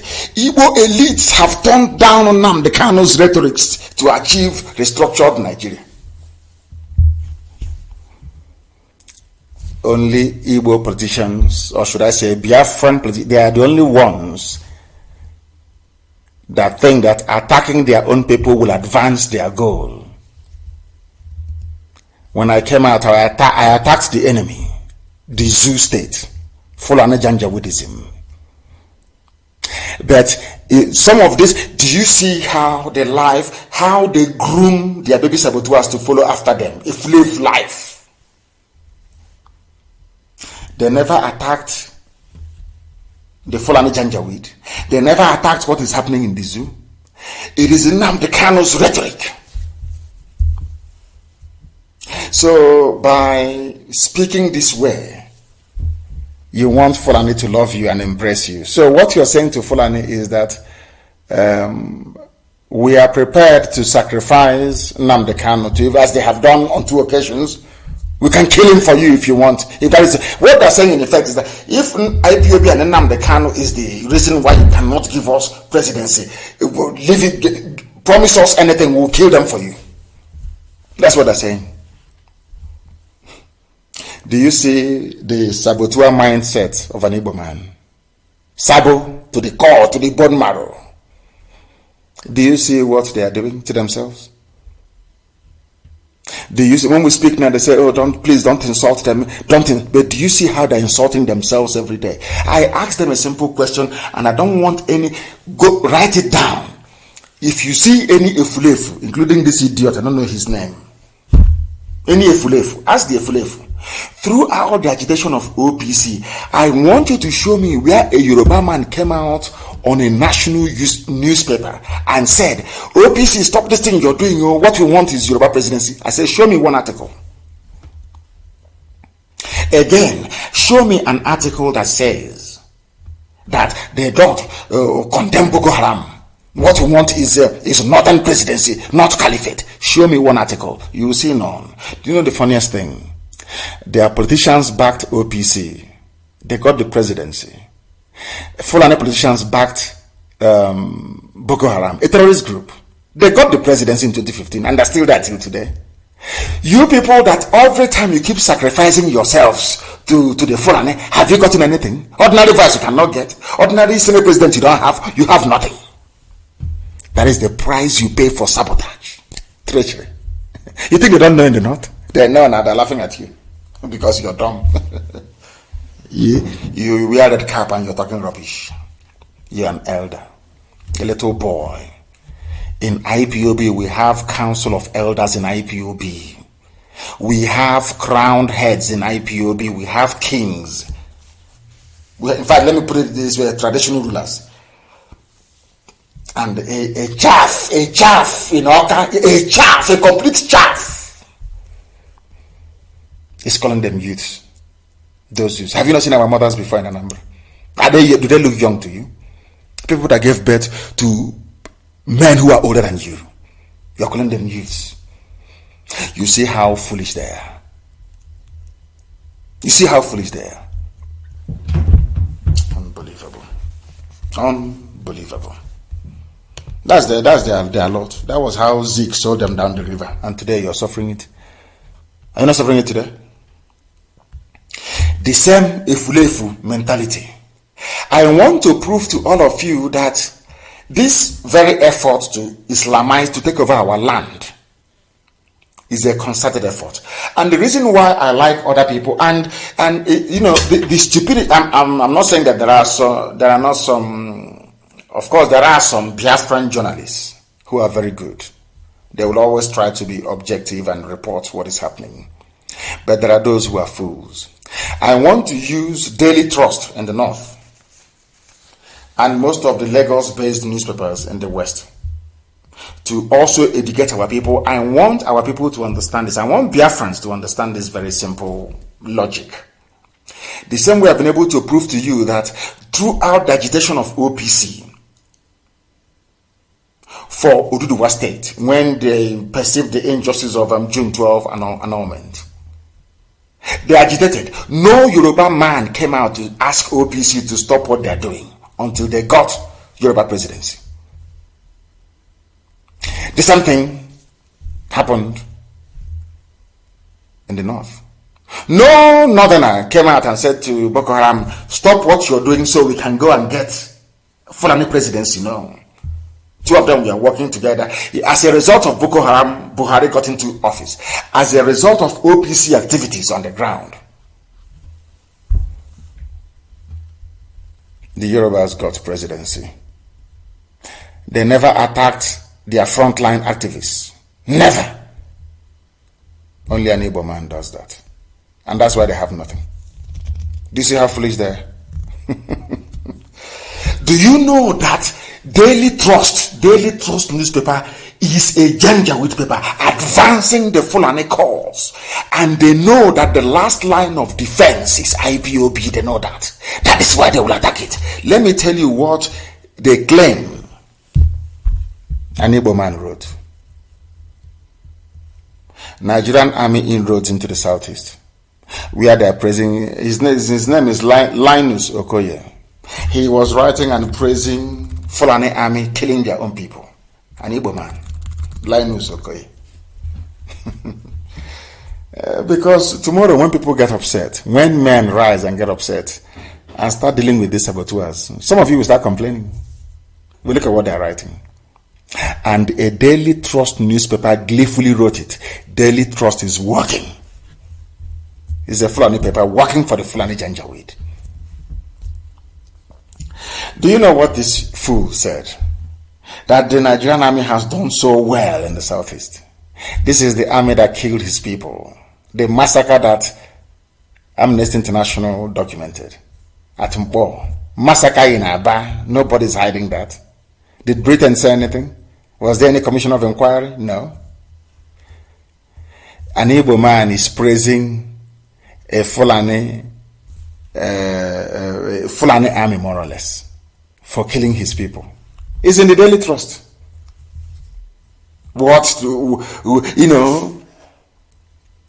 How well they did, killing his own people. That's what they learned from Ohaneze now.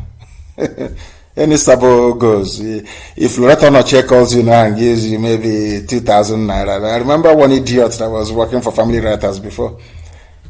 And a number of politicians called him, gave him one laptop, one smartphone, and 2,000 recharge card every week. And he turned into a saboteur for 2,000 naira, one laptop and one smartphone. Thoughtless of this one. Who knows what they must have put? Maybe as a assistant to assistant PA on media to one idiot in Abuja, and he wrote for Daily Trust. If you go there, they say, no people man write this. They are saying Burata is doing very well, killing his people. What they learned from Ohaneze. Because you see goat, when goat gives birth to a baby goat, when mother goat is eating yam, baby goat is watching the mother goat eat yam. One day baby goat will go and taste yam as well. That's what it. What I'm saying is that, in effect, is that what Ohaneze has been able to do is to entrench a culture of betrayal and deceit into the mentality of an Igbo man. Because they can see that betrayal pays. If I betray my people, Abuja will give me something. So why don't I betray? That's what they're now doing. So it is now in our bone marrow. Betrayal. That's why somebody wrote this. His name is Linus Okoye. praising somebody for killing his people. Whereas the man that they claim they are running the zoo in his name, Buhari, when he Hejrika bombed Boko Haram hideouts, he was screaming until they removed the Hejrika. You see how an Igbo man behaves. Very foolish. Very, very foolish indeed. Very sad. That's the way they are. You can't change them. But IPOB is here. And very soon the result will be out. You know how, do you see how miraculous, our God is? When I launched BSS, they said because of BSS we are coming to kill you. The same thing that was launched in 2017, they came to kill me. Our Yoruba brothers have launched it. Even terrorists, Miyetti Allah, have launched their own. The same thing I said in 2014, 2015, arm yourselves. Today, Catholic bishops, governors are now saying it, go and arm yourselves. We are always one step ahead of our enemies. Luckily for us now, the Yorubas have launched their own. The terrorist group, Fulani terrorists, have launched theirs, Miyetti Allah. We are the only ones left. And we are coming, Nikenebube. We are coming. We are coming now. It's only a matter of time. We are coming. We are coming and the world will see it. Now let me see who is going to write. Because once they write their petition, these professional petition writers, once they write now, can you see, Nnamdi Kanu has raised an army. I will simply send pictures of Amoteku and newspaper cuttings of Miyetti Allah to every diplomatic mission in the world to say that what we are doing is no different from what others have done, you see. Do you know those who are going to fight us? The same governors you have because they were put there by Fulani men.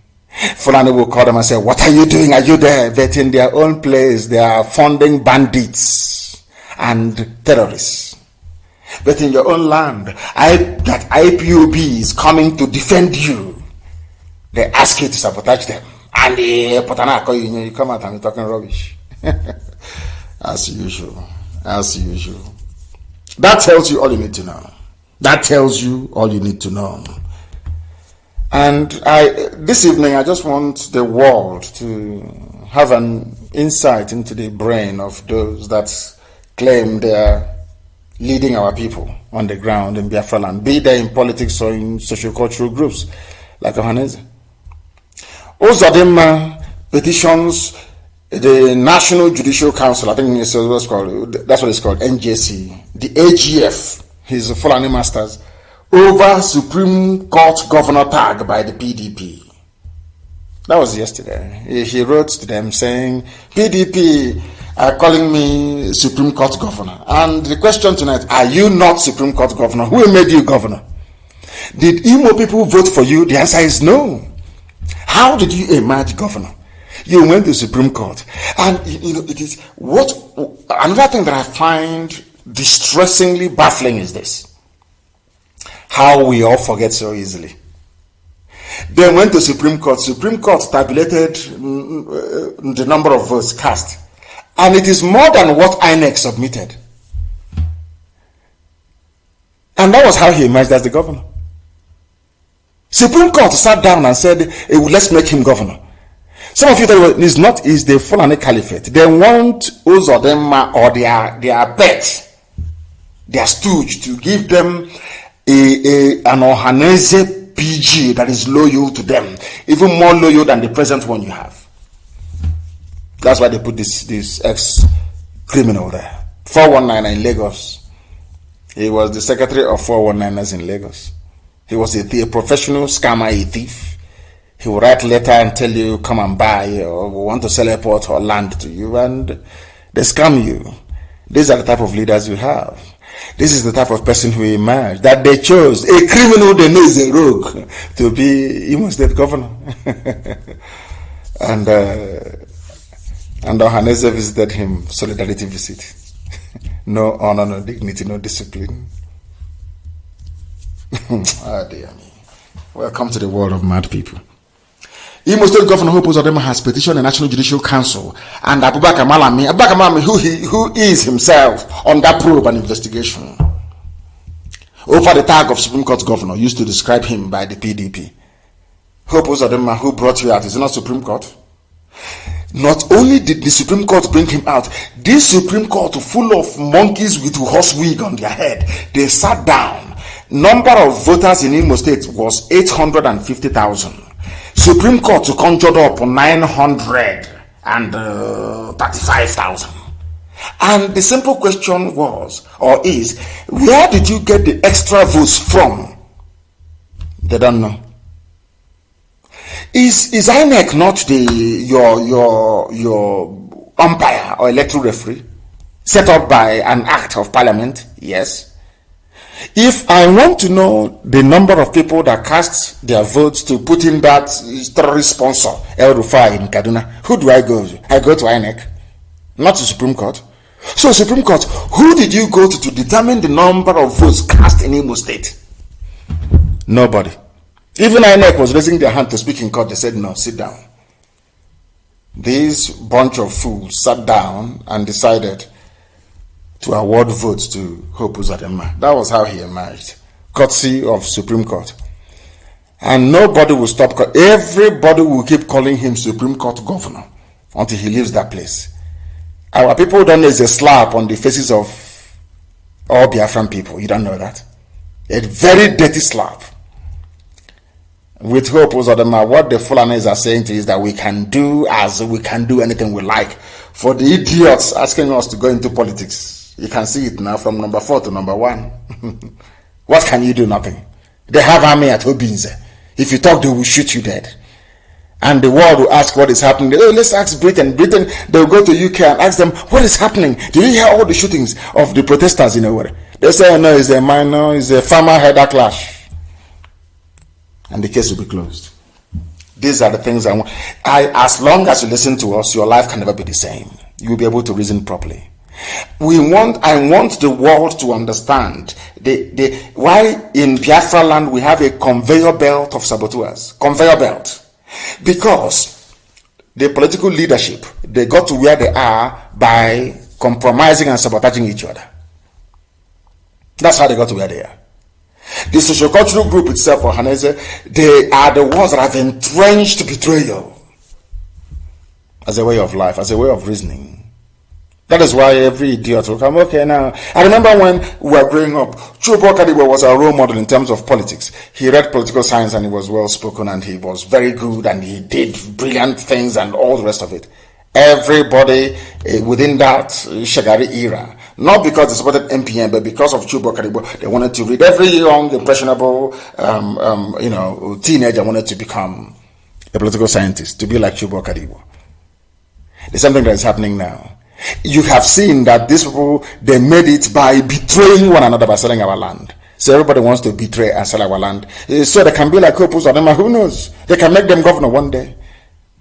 Once Fulani comes and looks at your record of treachery against your people, they will see if they can promote you.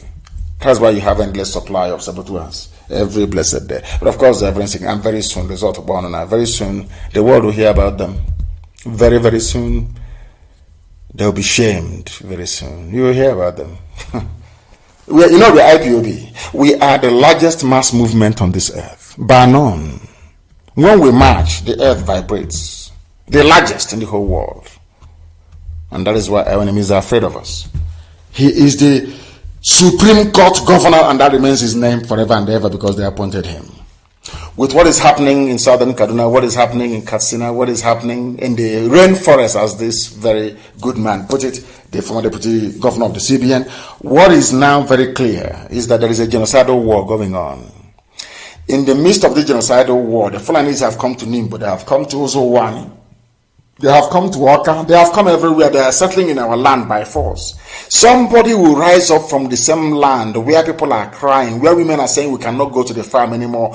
Our mothers in Ungwa, they are protesting every blessed day. That's their land, they can no longer go to the farm. And somebody from there, a so-called politician will rise up and say, I'm fighting for one Nigeria. Unbelievable. They have prepared and are not taking anything for granted, the Fulani Janjaweed. Their mission is very clear and nothing will stand between them and accomplishing their goal. Our people always fail to understand that Islam will always expand. It's a natural phenomenon. It will always expand. It can never stand still. There are good Islamic scholars. There are good people who are in Islam. I've engaged some of them in discussions. There are good people. Somebody's religion is something very private. It's between you and your God. Anything you want to worship is entirely up to you. But the Fulanis have used this religion to deceive the Hausa people and conquered them. They used it to deceive the Gwari people, the Nupe people, convinced everybody, conquered them all the way to Igala land. Do you understand? And they're still using it till today. And it will not wash with IPOB. And we are saying to them, to the whole world concerned, we are very intelligent. We have scientists who can make things happen. And as I said, in the not too distant future, the results will be there for all to see. We don't care what you say. I don't give a damn what you're going to say. I don't give a toss. You know us, not the way we operate. We don't give a damn what the world will say. The Biafra must stand. If you ask me to stay in the zoo, that means you want me to be Islamized by force against my will, and that will not happen. It won't happen. And as I keep saying, there is nothing I have said before that I have not done. And when I tell that Biafra is coming, it's coming. It doesn't matter what our enemy is. It doesn't matter. Instead, all of us will die there. I'm saying it in the open. Cut out this clip and send it to diplomats as they normally do. Cut it out. And as you're cutting it out, you also know we are doing our own. All those things you said about Boko Haram, all those things that El Rufai did, paying killers, all those things, we are also supplying them. We know you bribed them. We know that the diplomatic community in the zoo, they are corrupt. We know that you pay diplomats. Once they come to the zoo, you give them $1 million each to start with as a welcome package, so they can be sending false reports back to their home nations. We know that for sure. But we're not going to tell you that Biafra is truly the last miracle on this earth. No matter what you do, you can't stop Biafra from coming. None of the Efulefus, all these idiots talking rubbish, nonsense. We want presidency, this, president. All of you, when the chips are down, you will run. You will go to Katsina and do your presidency there. Mad people everywhere. You people are sick in the brain. You are the only ones who think you can climb the grisly pole of political patronage by disparaging your own people. How foolish. Now listen, they are coming. And they will not stop until they conquer all of you. You know that is a saying that will come from when they are carrying somebody else's corpse, you don't feel it. Once that person is not your relative, you don't feel anything until it happens to you. And always have, if you've learned nothing tonight, have this at the back of your mind. All the one Nigeria garbage that Azikiwe played, where did it get us to?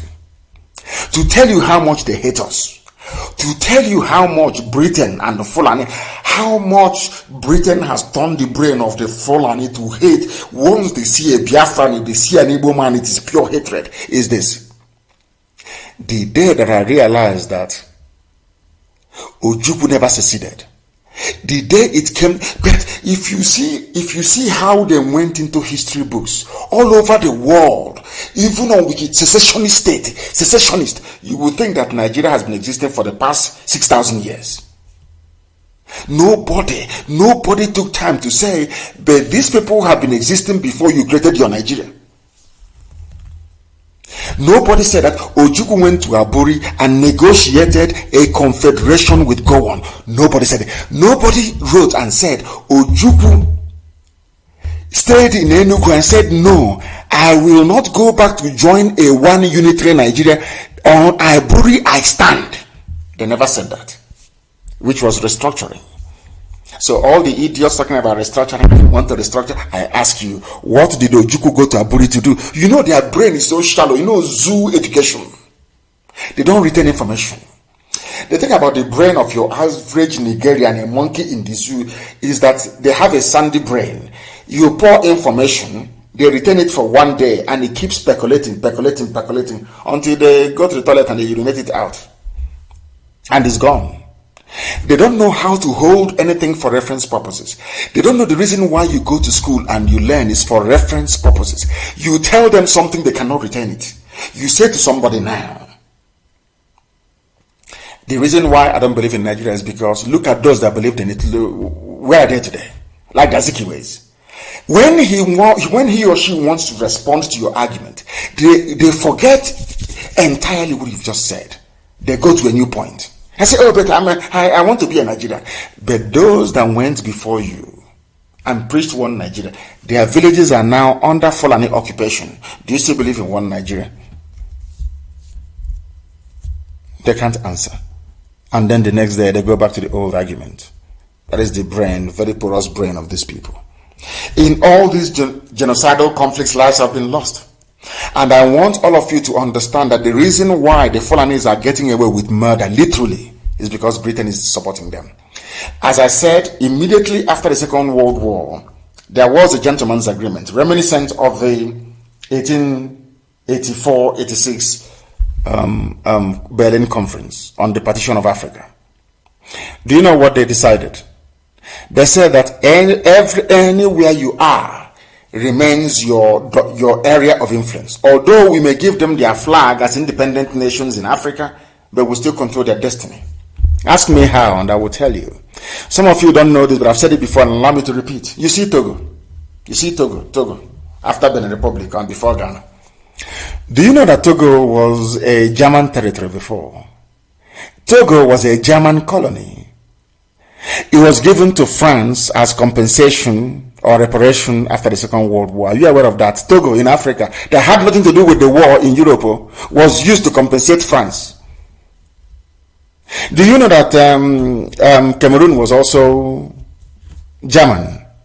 Do all of you know? You see Cameroon here.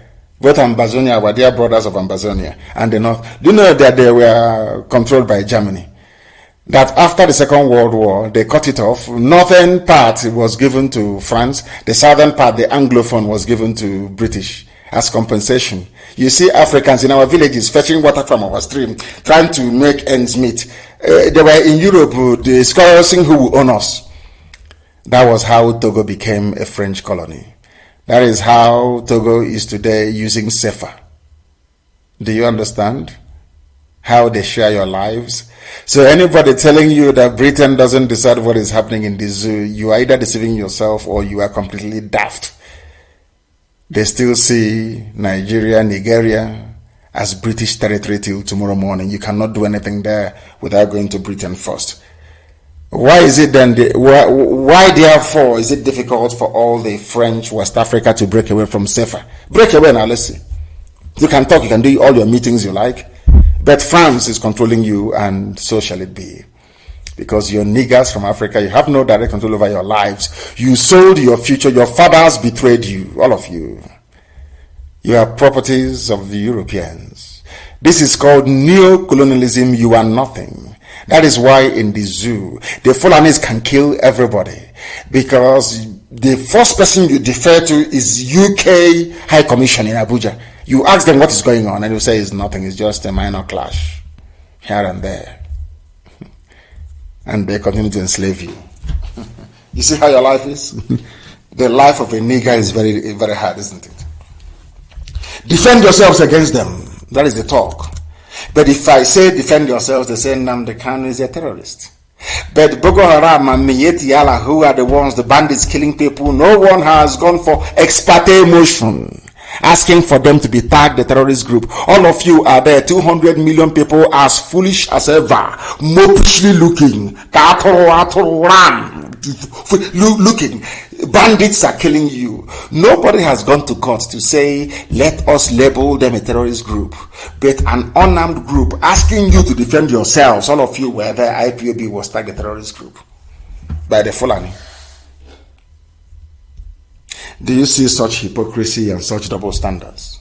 Let me play this for you so you understand it. You understand what the Fulanis are doing. This man called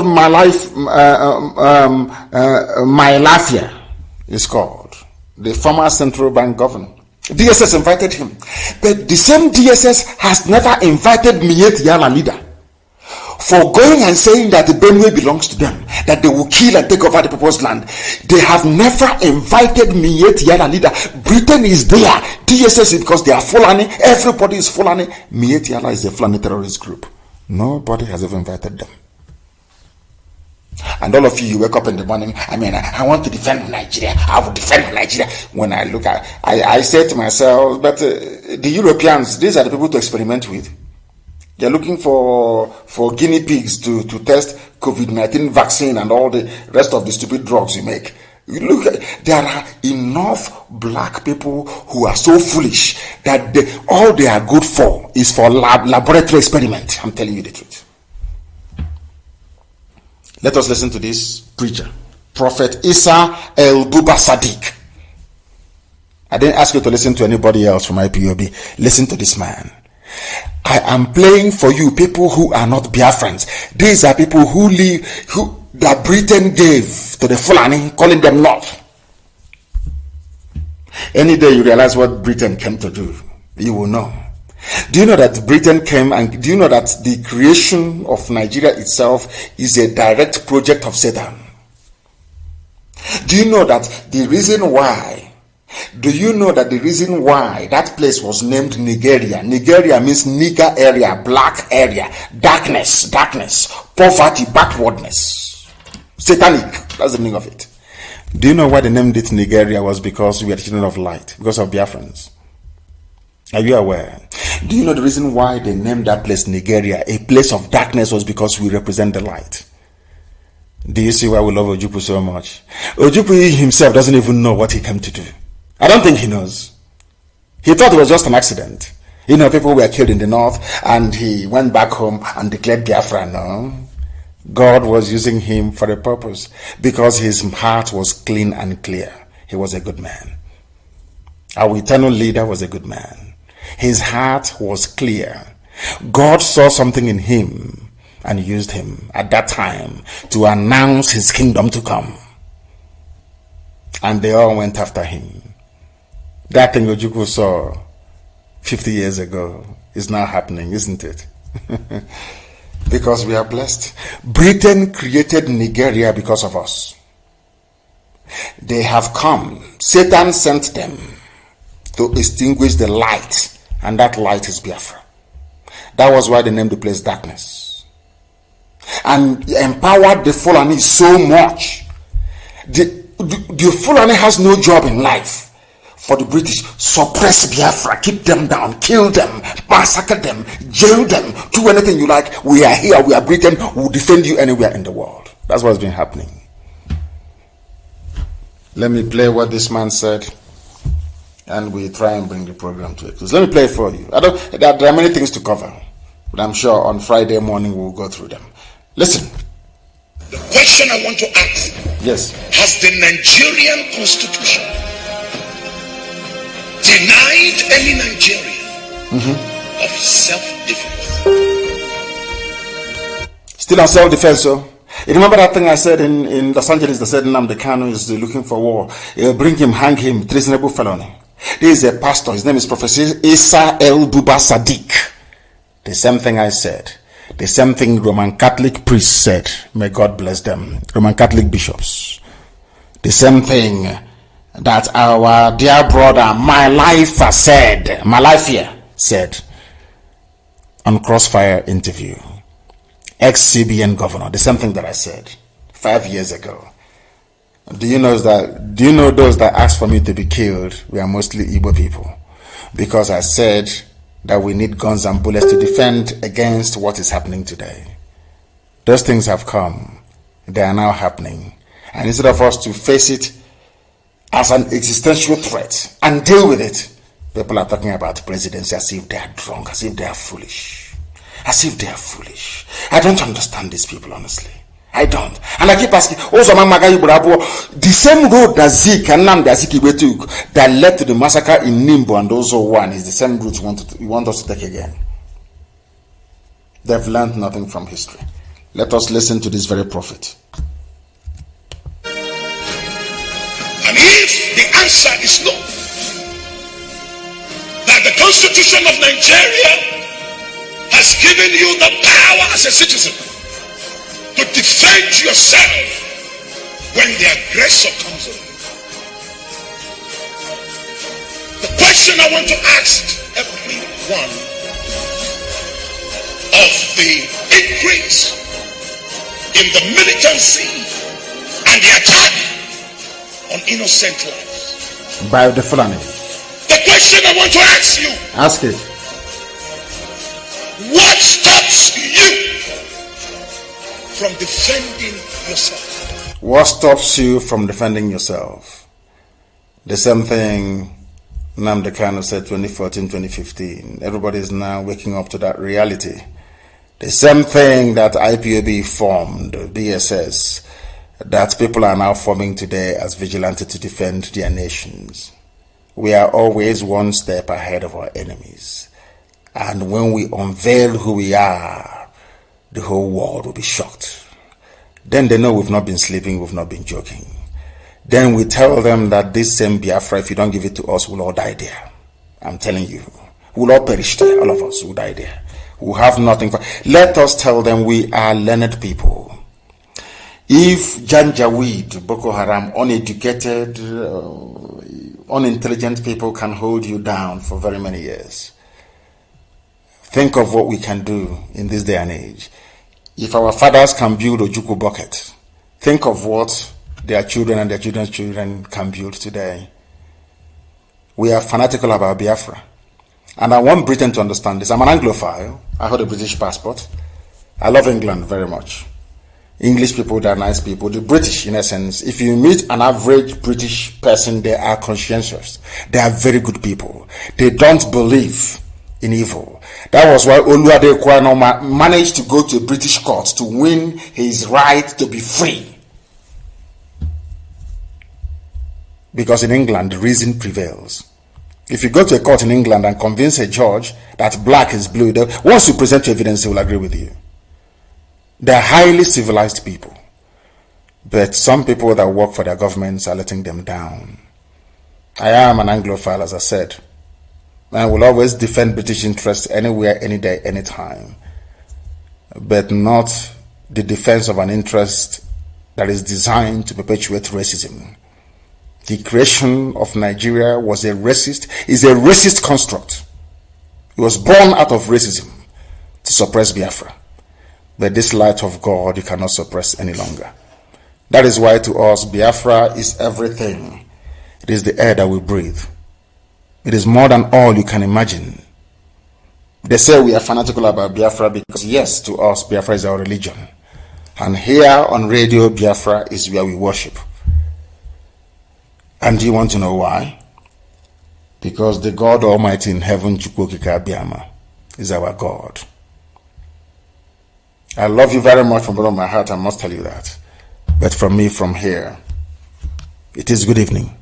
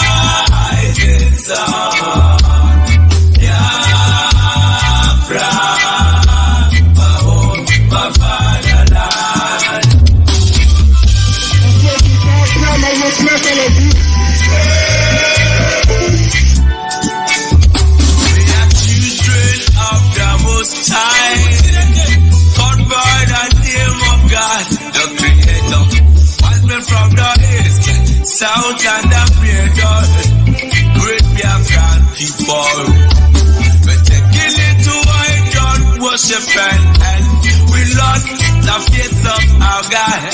And we were alone in idol worship and the British entered it. Yeah. Turning on the night, exploiting your people, trading by barter. You give me palm oil and the food, so them entered it. I brought in civilization, brought in your religion, and told us about America, and we embraced it.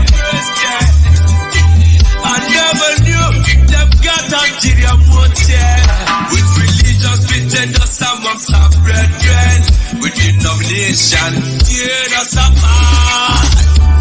Building churches, schools and hospitals. We never knew we had to pay this much to be your slaves forever. Oh, Naka.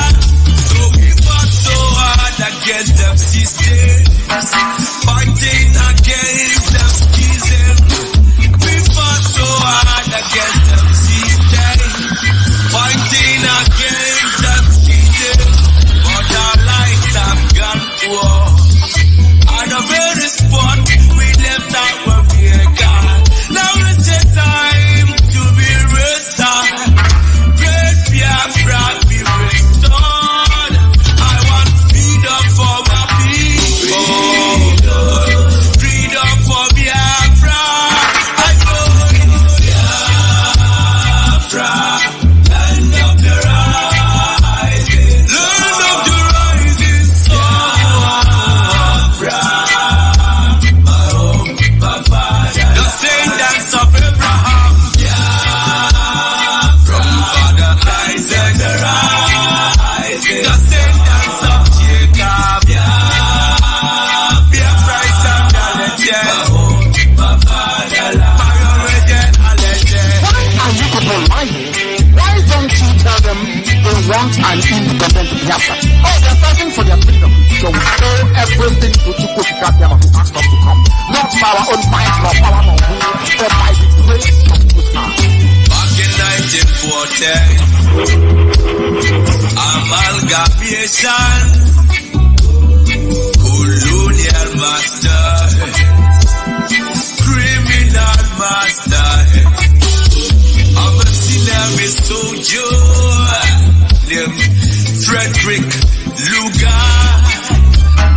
Brought together all them captives, including your people, them Yorubas and them Arivas, and so many other people called us Nigeria, Niger area.